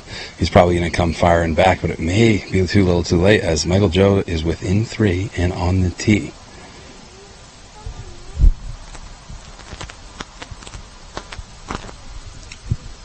And it's flying, it's cutting. Will it skip? Ooh, he's going to have a tough angle. He's going to be tucked in behind this row of trees that he'll have to throw around. It's going to be interesting to watch that second shot. Here's Nate. Let's see if he can push his drive a little further to the left and get a better angle than what we saw from Michael Joe right then. Here he is.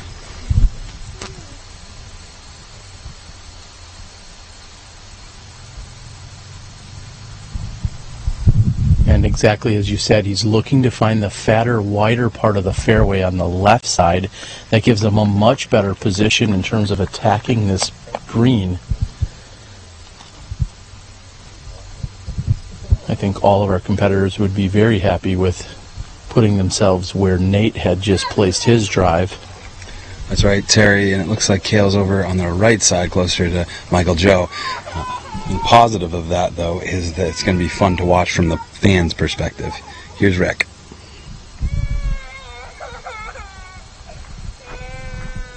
And Ricky splits the difference. We're going to come back with you after a moment. A word from our sponsors as well as the women on 13.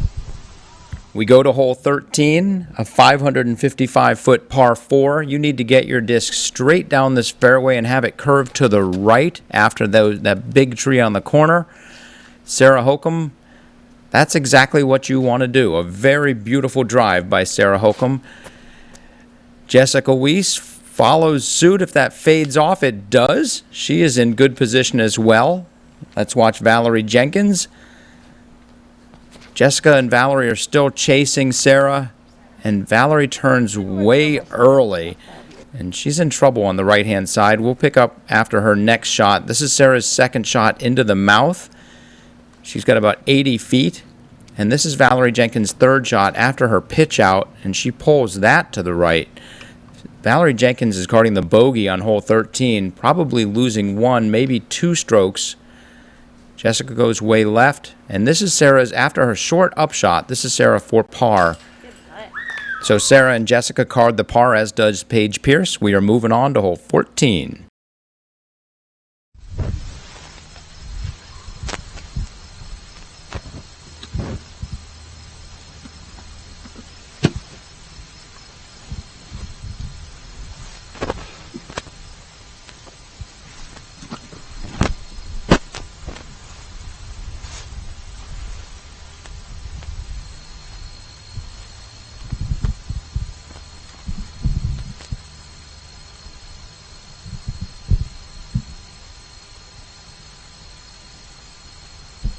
And Cale plays that with a wide and high out nicely.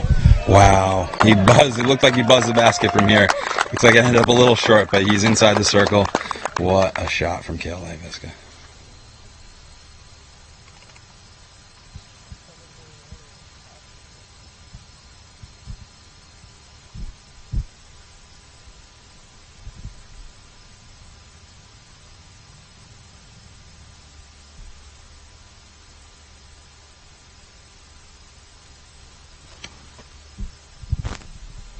And Dawes has to manage his footing. That's carrying to the right. Not much of a hyzer skip, but he'll have a long putt from there.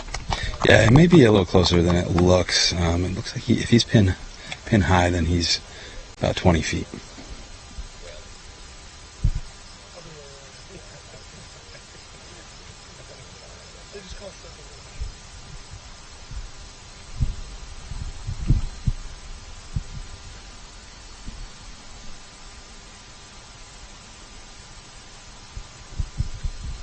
And Ricky 5 off the pace.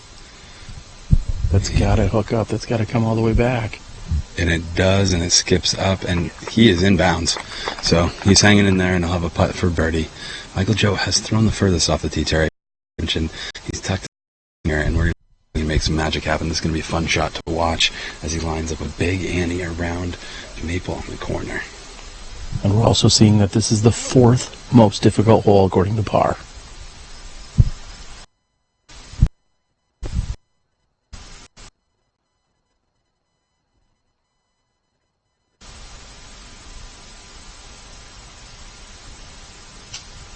He's also put in. He finds himself inbounds. We'll be back after a word from our sponsors here on hole 13.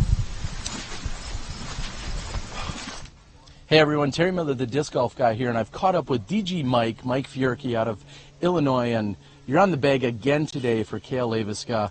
That's correct. Give everyone at home some insight. What makes for a top-tier caddy out here at the Green Mountain Championships? So at the Green Mountain Championships, to be a top-tier caddy, you're going to want to carry tons of snacks. That's the main thing for me. It's going to get very hot out there. It's about a maple cookie. This could be for Cale or for myself. It doesn't matter. Or an announcer? Or a TV personality that I love. Yeah, also make sure you get a lot of water for everybody. It's super hot out there, so as many times as you can stop and fill up water jugs, definitely do that. Other than that, just stay positive. Keep everybody flowing, keep everybody in a good mood. Are you ever asked about shot selection or maybe any kind of strategy out there, or you just stand there and look pretty? Generally, I just stand there and try not to make too much noise, stay out of the way, and keep everybody smooth, keep everybody throwing smooth. So what allows you the time to be out here caddying? Well, unfortunately, I didn't play very well this weekend. Shot around par golf the whole time, and I think the cut was -7. So, you know, I played okay, but really I'm just glad I can help everybody out. And I would have liked to carry the bag for Dana, but I think, you know, take a little more load off of Cale, and hopefully he can jump up and win this thing. All right, well, this is DG Mike out of Illinois. He's helped us out on Smashbox before. Today he's going to be helping out Cale Leiviska on the bag. Let's get back to the action. Awesome.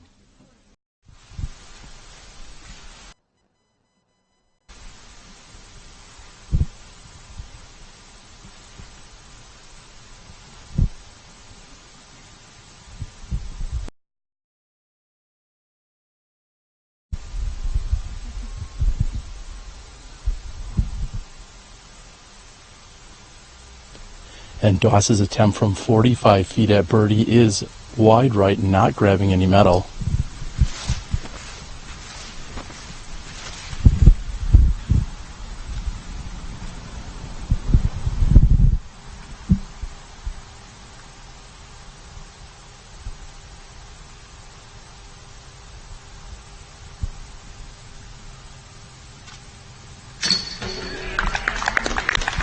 Ricky bounces back after the spit putt on hole 12, bounces back with a solid putt here on 13.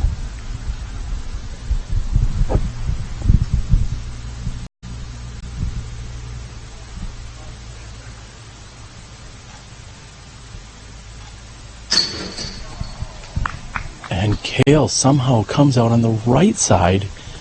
Seems as if it had flopped out and over on him. He's going to walk away with the par. Certainly frustrated both Michael Joe and Nate Doss, also looking at pars.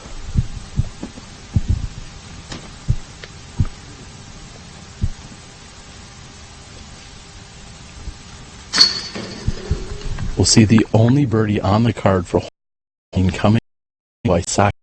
Very long. Will be back after a here at the Pro Tour.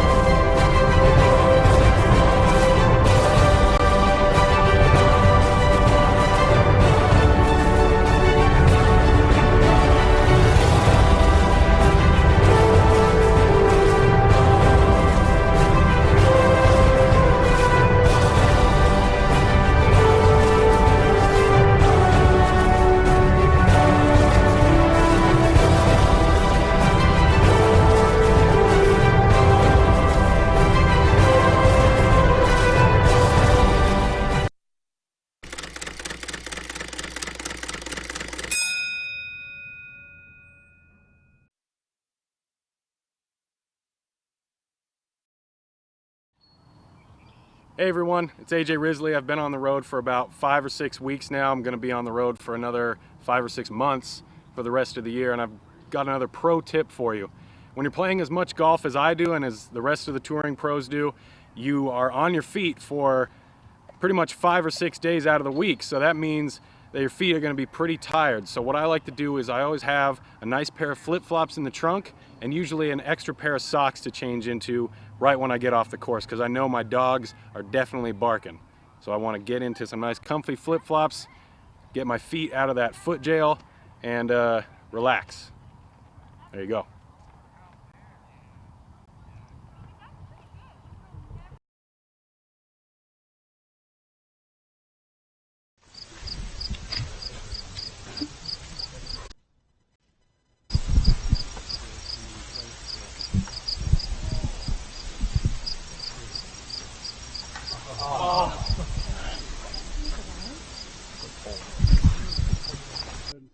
And the circle.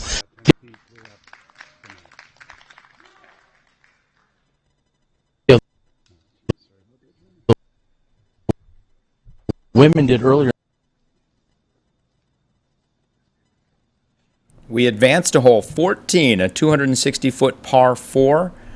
You just need to thread the gap, get inside circle 1, and hit your putt. Sarah Hokom gets a nice little kick from that tree. She's got about 20 feet for the birdie. Jessica Weese, who's fallen off a little bit, but is still within range with 5 holes to go, gives herself a good look at birdie. And Valarie Jenkins, that is a park job. A nice shot by Valarie Jenkins. Here's Jessica Weese for birdie. Presuming Sarah hits this putt, and she does, Jessica Weese is losing another stroke here on hole 14. Valarie Jenkins stays apace. Sarah Hokom and Paige Pierce are tied for the lead. Jessica Weese is 3 back.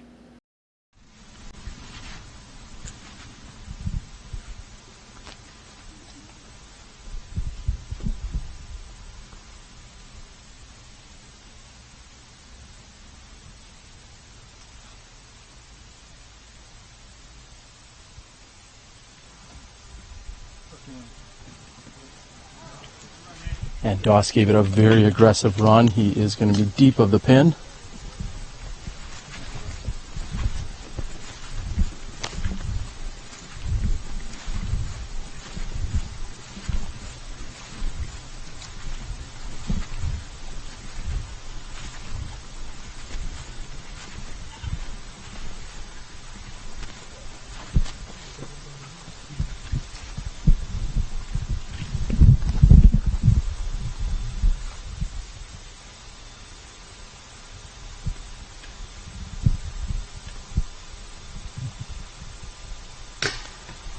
And Wysocki with a rare miss from 25 feet.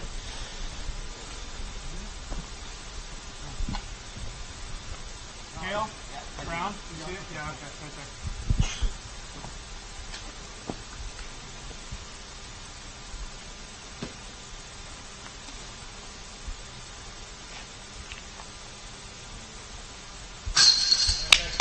there. And Michael Johansen will pick up the birdie.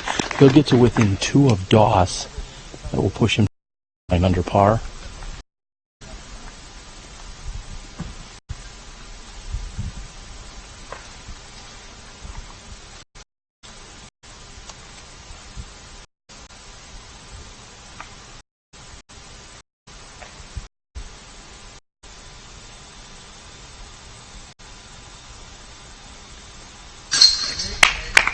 Doss with his comebacker for par again. That's going to keep him.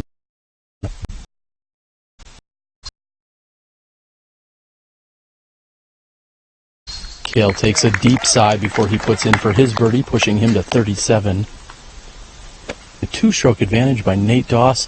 We'll be back with you in a moment from hole 15.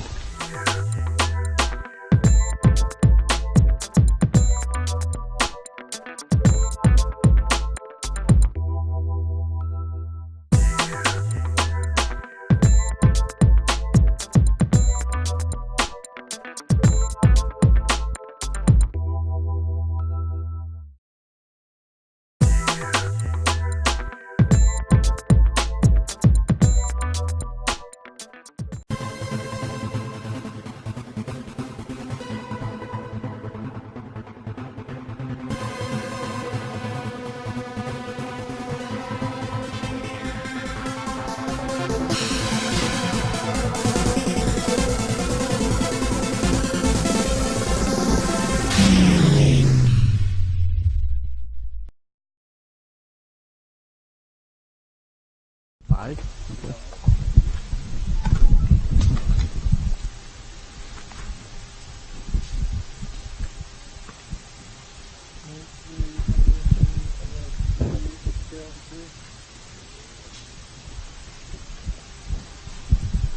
And welcome back. We are here on hole number 15. And Wysocki handing off the cards to Cale Leiviska for scorekeeping duties.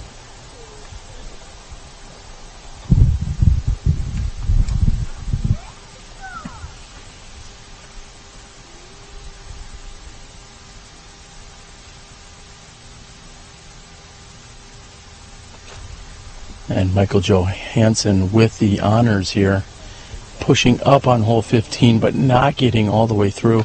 And joining me now is Dana Vici. Dana, we've got just 4 holes to play. This is a battle. Oh, most definitely. We got a front row seat here. Hope you're all enjoying it.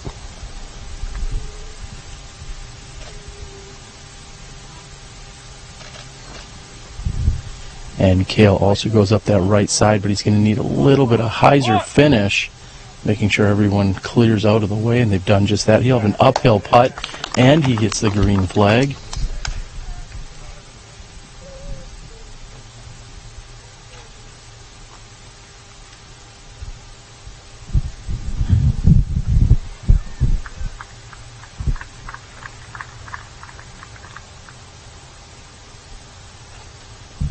And Ricky takes a deep breath before releasing. And that's coming in a little early. Gets a nice skip, some good action off the tree. He's going to be inside the circle with the chance to redeem himself from that last putt.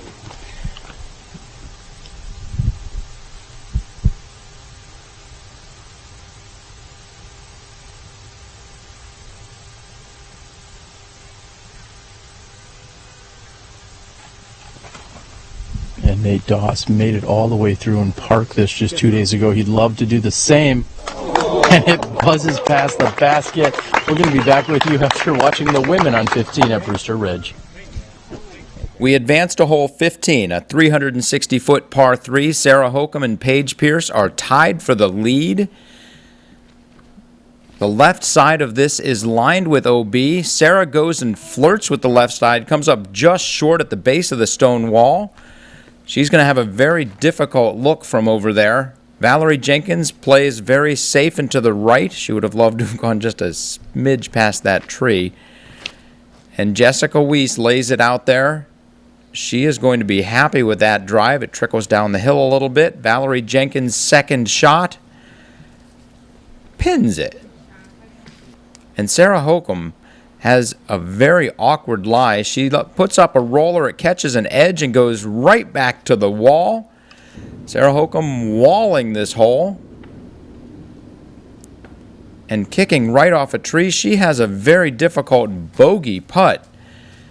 Sarah and Valarie parked for the par, and here's a double bogey from Sarah Hokom. Paige Pierce bogeys. Things are tightening up again.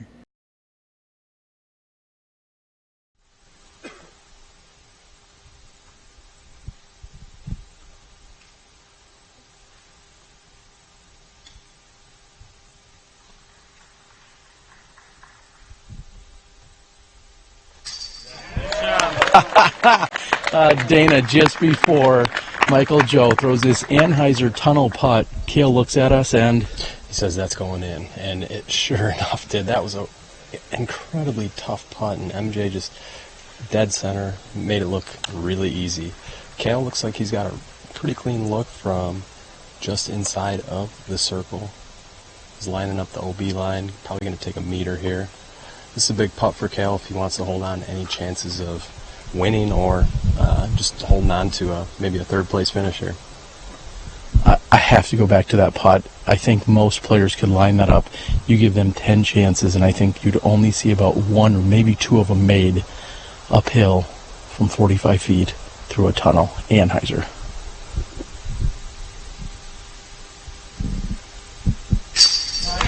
Cale answers with a solid putt himself, and momentarily we see Michael Johansen closing the gap from the 3-stroke opening down to a single stroke.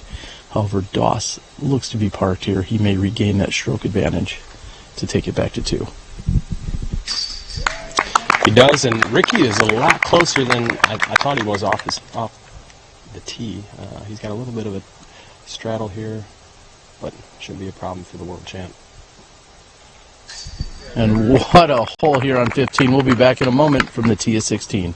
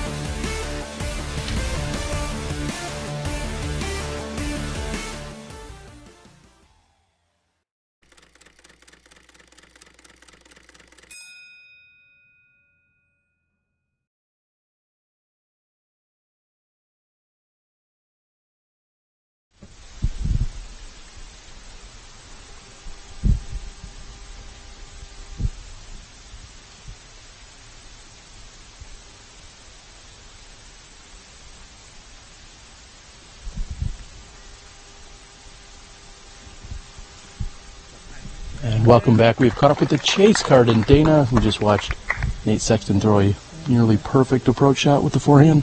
Yep, that was a great shot from Nate. He's threw a pretty conservative drive off the tee, put himself in a good spot. As we mentioned the other day, the key here is just getting the disc inbounds, and it's all about seeing how much you want to chew off from the tee pad. The more you want to chew off, the more you're going to flirt with that out of bounds, and if you make a little bit of mistake for these right-hand throwers and turn it over, you're going to find yourself re-throwing from very close to the tee pad and possibly looking at a big number. So we're going to probably see some relatively conservative shots because these guys are all jockeying for position and the win, because to birdie the hole, you don't have to get that far up there. It's just all about that, making that second shot easier. Currently we have Nate Doss with a 2-stroke advantage with 3 holes to play, and at no point can you really let down your guard. As you just said, this hole is very birdieable. You could move on to 17, and we've seen some heroics there.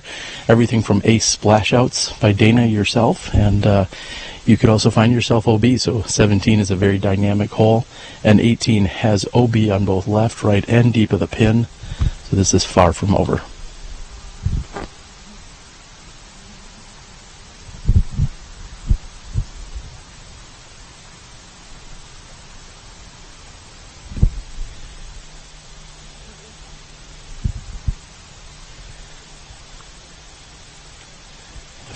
If I look to my left, I can see Zach Melton lining up his birdie putt. We're also seeing the lead card stand down and wait for their tee shots here on hole number 16. Dana, I know you're sitting on pins and needles. Did you make it into the finals in Jacksonville? It's going to be close. I came into the event tied for 49th place with John Perry. John Perry got me by a stick this weekend, so I'm either going to be one of the last in or one of the first out. It all depends on how these points break out, to see if anyone, maybe a Grady Shue, who's had a great couple weekends here at the Vibram Open and then following it up with good play here. he may have jumped me. I'm not quite sure. And maybe I'm sweating over nothing, but we'll find out soon. I imagine with those UDisc guys are on top of the stats, that's for sure. Maybe we could get a little inside scoop from Matt and Josh over there at UDisc and let us know. Maybe we could rest easy tonight. A moment ago, we watched Paul Ulibarri miss a relatively short putt. He's going to be tapping in. He was sitting in that 5th position throughout most of the day. They're going to move on to 17, and our lead card is now ready. They're waiting for all distractions to clear. And after watching a star frame on 17, you know it's just a matter of who wants it most at this point. Yeah, most definitely. This hole is all about just not making a mistake, because it's a pretty easy birdie. The next hole is where we can probably see some swings, and for Nate having that 2-stroke lead, I think he's going to want to maintain that going into 18 to take the pressure off that tee shot, and he would just have to chip shot it up to the basket for a par if he does have a 2-throw lead. But here's MJ with a great drive coming into the fat part of the landing zone, and it's probably going to be a banger from there to the bucket. And not quite the aerobatics we saw yesterday from our cameraman, but coming right up to us here in the large part of the green, as you said. Cale's going to come up just short of that by about 20 feet, 25 feet maybe. Ricky Wysocki, 3rd to tee. I think it's interesting enough to say that Ricky is really not in contention at the moment. Looks like Ricky is lining up the aggressive play. He's going to try to turn his disc over and really bite off a lot here. He's doing just that. He's carrying more than any other shot we've seen. He's going to find himself on the left side. As you said, though, unless you're going big and really attacking the green, that's just going to give him a shorter approach shot, really. I don't know, after that putt he made on 17 yesterday, and all the putts we've seen him make over the years, I wouldn't be surprised to see something like that drop. And here's Nate going with a conservative drive. He's going to be up just past MJ here, so we're going to have Cale out first. Let's check in with the women from hole 16 on Brewster Ridge. We move on to hole 16, a 400-foot par 3. Paige Pierce is now in the lead all alone. Sarah Hokom 1 back, Jessica Weese 2 back, Valarie Jenkins 3 back, and Paige Pierce puts this perfectly on this downhill 400-foot par 3, 15 feet from the pin. Birdie! Count it. Paige Pierce is now ahead by 2 over Sarah, 3 over Jessica, 4 over Val. We need to card some birdies with just 3 holes to play. Valarie does not pull that over enough. She is going to be carding the par from those thick woods. Jessica, gets a great kick. Gets a great kick followed by a bad kick, which equals a par. Sarah Hokom, a beautiful shot, follows Paige's path, and Sarah Hokom for birdie. Count it. We're moving on to hole 17. Paige Pierce 1 stroke ahead of Sarah.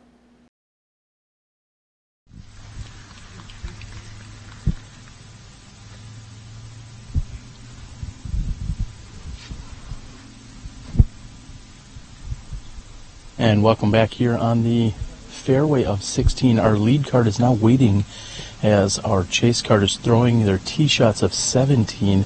These 2 holes parallel one another. So again, trying to free themselves of any potential distractions as the gallery is sandwiched between the 2 fairways. Looks to be some pretty exciting action taking place on that second card, Dana, and everyone is vying for a spot in the championships, which will be taking place in mid to late October down in Jacksonville. What are we seeing for 5th through 8th place here at the tournament today? Right now we've got a tie for 5th place between Paul Ulibarri and Andrew Presnell. Andrew came in with a really impressive 9 down today, 49. Actually, he's through 17 holes, so he's moved up 6 strokes on the day. In 7th place is Zach Melton, and Jeremy Colling currently in 8th, 1 stroke behind Zach Melton. Jeremy is tied with Philo. And looking at our top 10 players or so, the person seemed to be struggling the most here is Nate Sexton. He's just at 1 under on the round, and so Nate has dipped slightly here during today's final round. Nate looking like he's had a number of bogeys out there as he sits 1 under with just 2.5 holes to play. So it looks like Cale has played it short enough where he's going to have a hyzer up to the basket. What he's going to be doing is going around that telephone pole with a high hyzer, letting it check in. Pretty standard shot.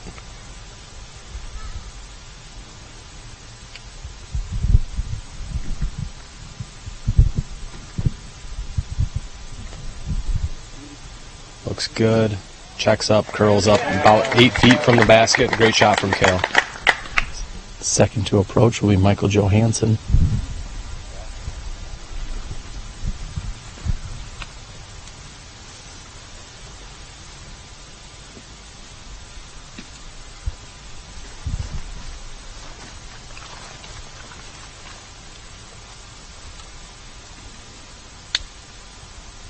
And Michael Joe, with no hesitation, throwing his banger up right next to the pin.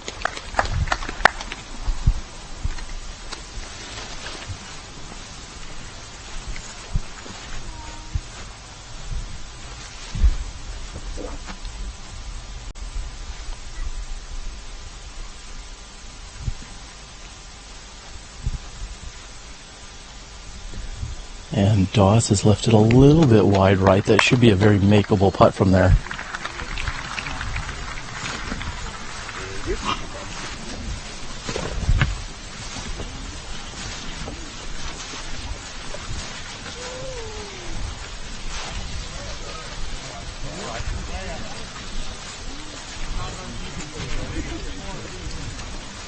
We're moving down the fairway to look for Wysocki, who is off to the left, looking about 100 feet from the pin.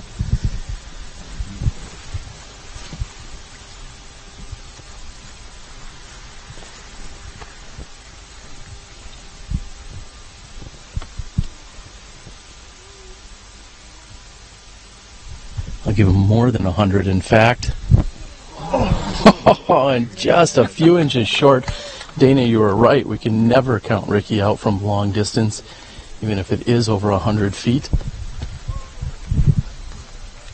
This is going to be a very crucial putt for Nate Doss. He's left himself with a little bit of a tester, and he can maintain what seems to be a 2-stroke lead. But first, looks like we may have Michael Joe. I thought Michael Joe was a little closer.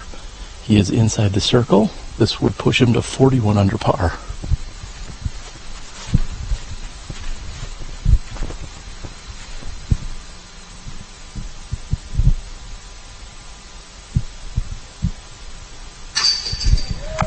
And he doesn't even bother looking it in. He knows once he's released, he's converted. Doss is at most 2 feet closer than what MJ just was.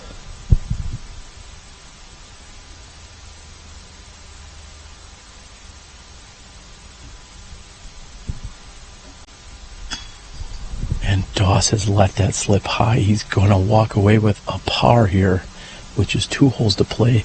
Michael Johansen continues to chase him down. He now has just a 1-stroke deficit to make up on Doss. That is a frustrating and surprising putt by Doss. We're moving on to 17. Stay tuned right here on the Disc Golf Pro Tour. Disc golf, it's in the air.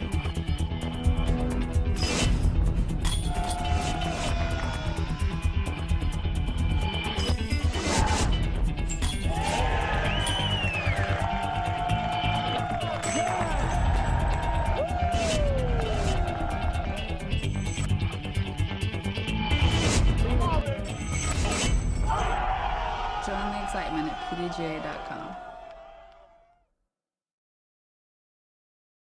G'day, my name's Chris. I'm here today to tell you a little bit about our disc stacks. They're disc pants manufactured specifically for disc golf. They basically have 4-way stretch, water repellent material.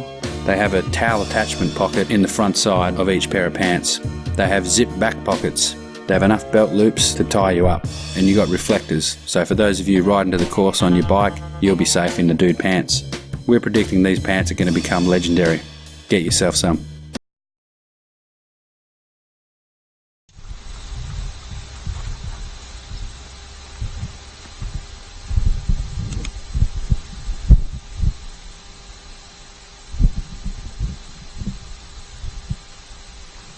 with a gallery lining the right side of this fairway. Michael Joe has the honors on 17.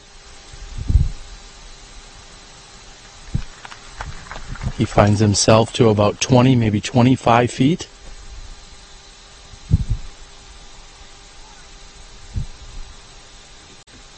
Cale gives it a little bit more height.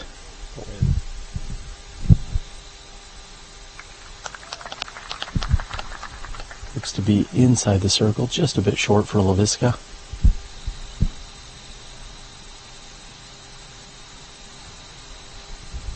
And Ricky's going even higher. That looks to be pushing left. We'll see if it comes down. And what a shot by Wysocki, inside 10 feet.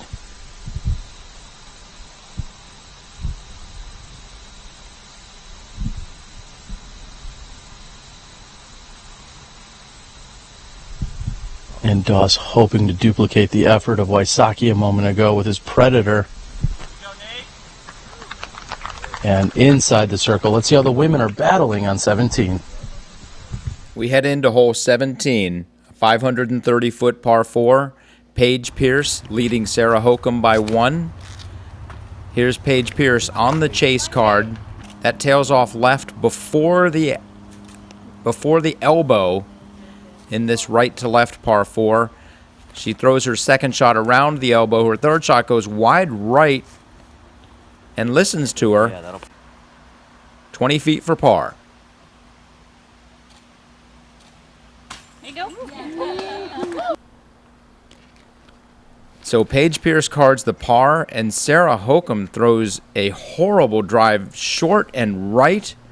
Her upshot is also short. She's left with it. She needs to go up and down to stay within one stroke of Paige Pierce. She leaves that one short. She has this small gap to hit this very difficult straddle putt. This to maintain being one stroke behind Paige Pierce.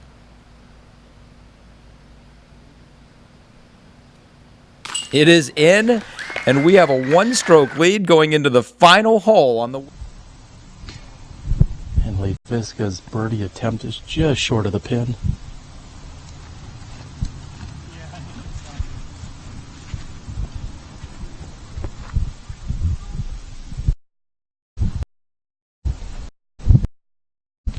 We've got MJ and Doss with nearly identical putts right here.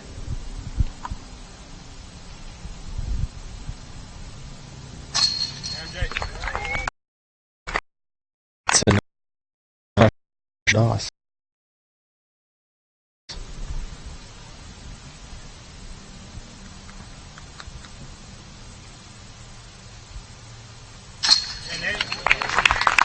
And Doss converts. Ricky's going to drop in for 2 as well.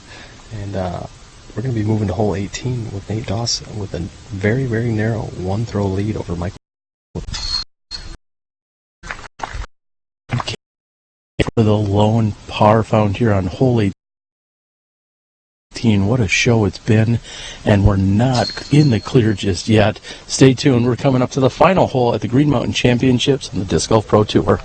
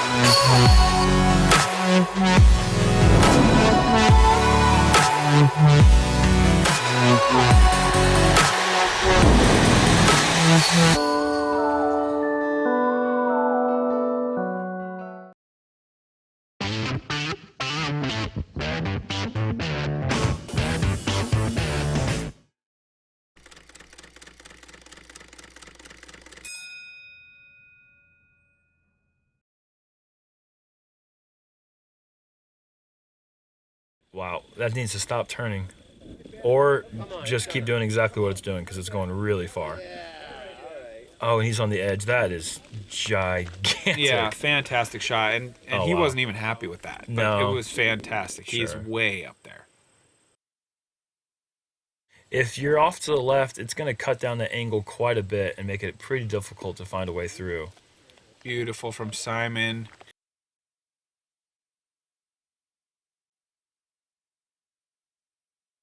I think Simon's thinking go for the green here. You know it. And I mean, this was as good as I've ever seen it thrown. Yeah, this and this is cruising. cresting the hill. Oh, yeah. And he's going to have a jump putt approach from down there. And as I expected, Simon is jump putting. Not even jumping, just spin putting. Oh, man, just a little short. He was disappointed with that.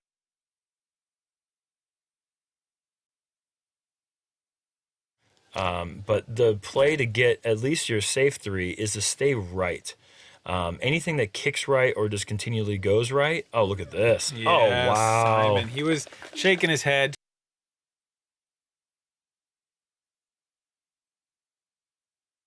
Par 4, it's coming in at 3.71. And not many holes, like we said earlier, are coming in at under par. So those ones that do, you got to take advantage here. And nice drive. Especially, with nothing in my way.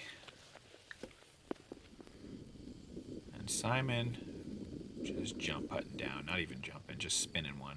Yep. One of the most iconic finishing holes in the sport.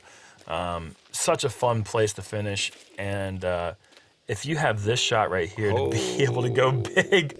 This was the farthest throw I've ever seen on this hole, I feel like. Maybe top 5 furthest ever thrown. I mean, he's pushing the OB wall. This is what Simon lives for. Big crowd, big putt for the eagle. And he is just an inch off.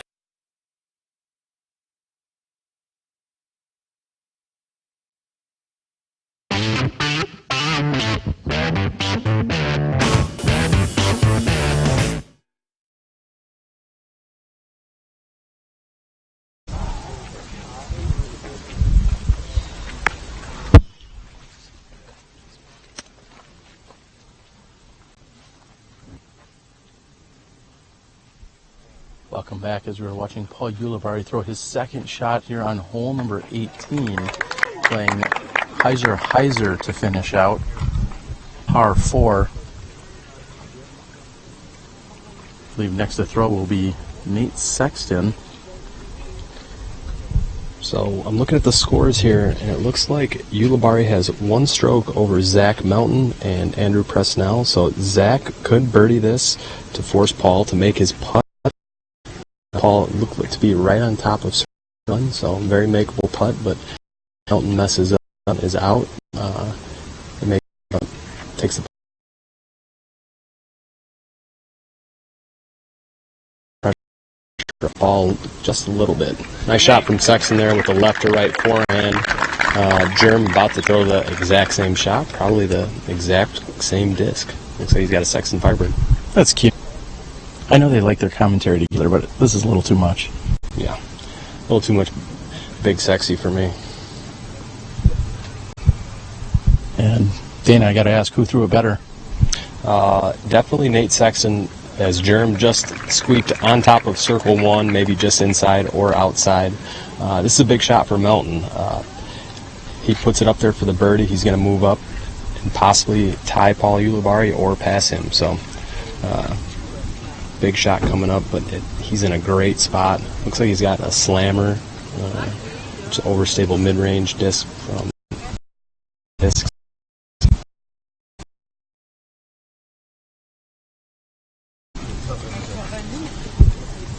Dana, at the top of the show, we talked a little bit about how our second card really didn't have much of a chance. They were at such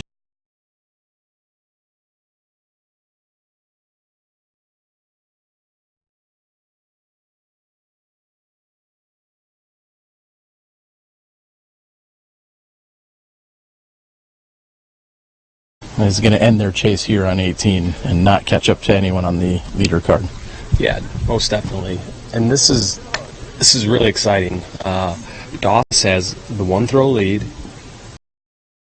Jay, he shot. He Joe.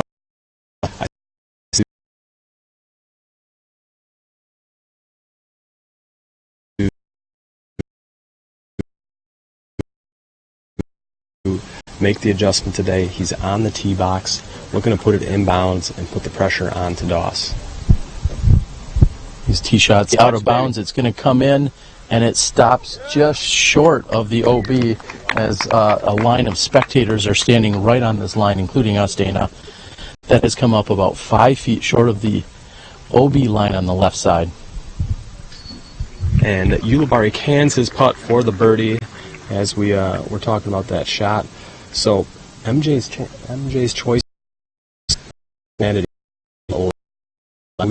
out of wide away is in the battle.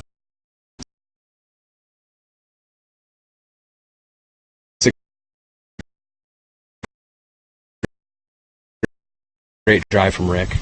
It is. It's going to come in and check up nicely, putting himself in prime position here. It's a divining shot. It is looking good at the moment. Just needs to find the earth as it's heading towards the out of bounds. Great tee shot from Nate Doss. He is at least 100, if not 120 behind Michael Johansen. He's likely going to have over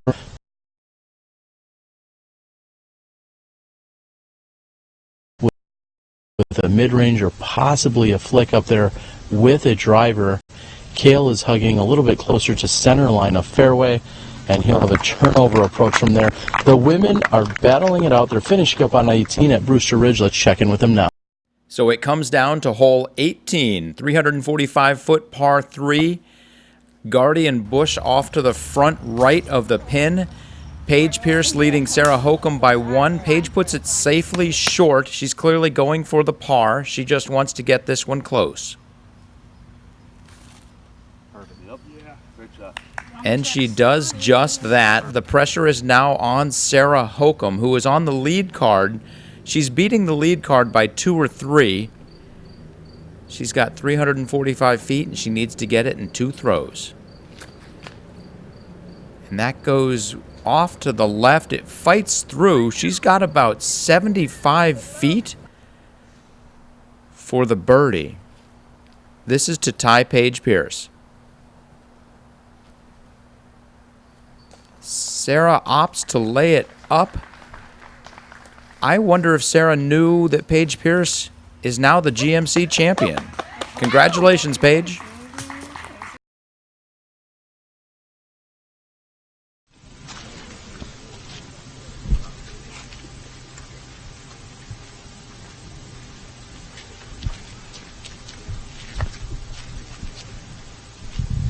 Welcome back.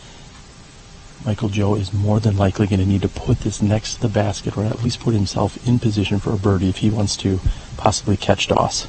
Yeah, it looks like I'm not quite sure what he's lining up, but I'm sure he's wishing this was a tunnel shot versus a wide open.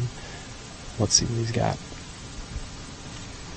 And he goes out and over the OB. That is fading nicely. That's tracking right to the basket, Dana.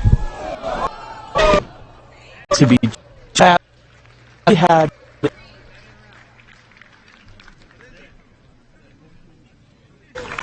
a perfect line on that shot.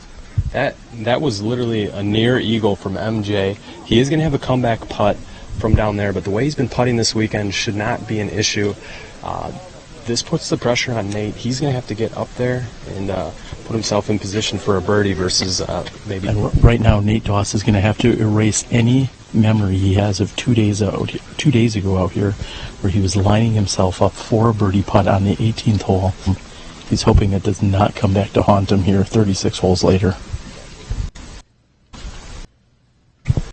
Up next is Cale. Looks like he's opting for a putter, PA3 in his hand. He may be splitting the trees here and going straight at the basket.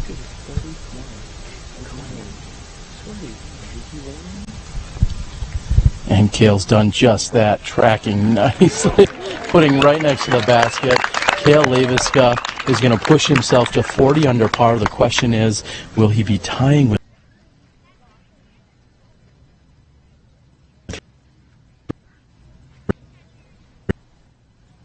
Wysocki, or will Wysocki?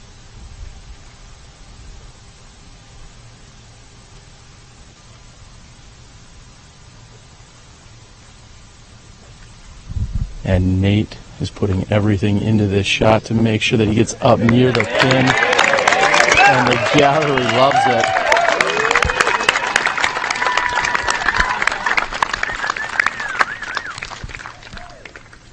And at this point, Wysocki's just hoping for a throw in here. And he comes up short of the pin. However, right here, final in the full. He will not be repeating yet again as champion. And when it comes down to it here, Dana, ultimately the title of the Green Mountain Championships is going to be taken home indefinitely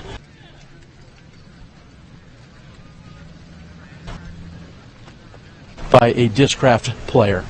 Yeah, that's got to be exciting for Team Discraft.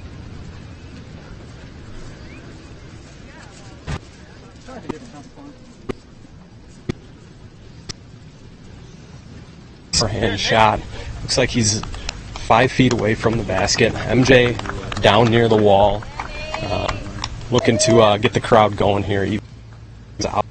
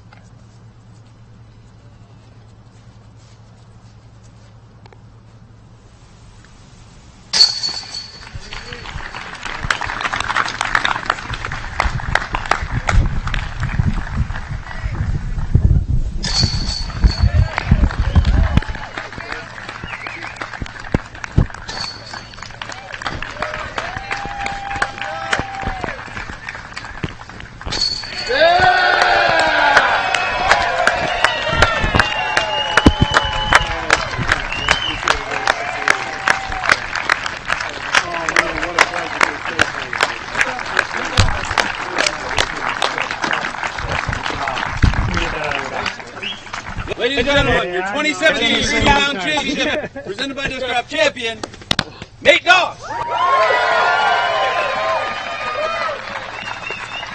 Thank you, thank you. Let's go. Thank you, thank you. Spark on one top. H. Pierce is being announced as the champion on the women's side, putting up a phenomenal battle. She went off the second card today. Great performances today. You had to hold on. You had challengers coming at you hard, including your teammate Michael Joe. This is your biggest win since 2012. Did you know that? Oh, of course. Yeah, of course. How could I not? It's been a hell of a road since the Worlds in 2011. You know, that 2011 season was one of my best, and you know, things happened, and you know, I lost a little confidence, but I kept with it. You know, it means a hell of a lot. I'm coming towards the end of my road. I got some other things coming for me, but you know, honestly, it's just a great feeling to be back in the winner's circle. And you know, I've been so proud of all the winners that have been that have come along between then and now. It's good to be back in the ranks with some of the best in the world, and you know, this is just a great moment, T-Dog. I don't know what to say, really. Well, I know in talking to you, when we talk about where you play and how often you play, you say you only go to the biggest events. You want to challenge the best players. You pick up a B-tier win, you play some other smaller events, but you want to challenge the best, and today you're on top of that. Yeah, I mean, that's my goal. That's been my goal from when I was a little kid, when I told my dad I wanted to play pro, and he said, why? I said, because I want to beat the best players. And that's still my mentality to this day. And, you know, it means a whole lot, actually, to play in a round with Ricky, a guy that's been undefeated here. And really, Michael Johansen showed what that guy is really, he's an unbelievable player. In many regards, he putted excellent. I actually asked him yesterday, I said, how old are you? He goes, I'm 38. He goes, yeah, the Masters aren't going to like me. Yeah, in 2 years, that's going to be one heck of a division. But for now, I'm going to enjoy this tee. And, you know, I just want to thank all my supporters and Valarie. You know, she's been there with me, you know, through all her wins, and she's always so supportive. And Jeff Spring, the whole Smugs crew, unbelievable tournament. Standing on that 18th tee, looking out over those mountains, it's something that just takes your breath away, and I'm proud to stand here in front of you right now. Well, this event has been presented by Discraft for many years now. I know you helped bring this event to Discraft.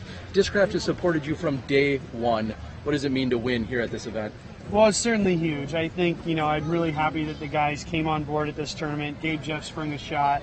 You know, and I told Jeff from the very beginning, I said, you got to do what's best for your tournament. And if it doesn't work with Discraft, that's okay. Those guys did what they needed to do to get the sponsorship. And, you know, the guys from Discraft are here. You know, I haven't won very many big Discraft events. I mean, they have, you know, the Memorial out, and I've never won that tournament. Come close, certainly, but a snowman got my way. But it means a lot, and I'm so looking forward to Worlds next year. I hope that I can come in to that tournament in tip-top shape, but, you know, who knows where life's going to take me in the next 12 months. All right. Well, I know you have some great adventures with you and your wife planned. I've got to thank everyone for tagging along with us this week and for the entire season here on the Disc Golf Pro Tour. Of course, we're going to have the championships in Jacksonville in just about a month, but I've got to thank Chad and Rick, Gary to the O, Johnny V back at home, Dana Vici, along with Jeff Spring for helping me out. Congratulations yet again to Paige Pierce and to our men's champion, Nate Doss. We're going to see you guys next time when you step inside the Smash Box. Let's do it. Yeah, bye.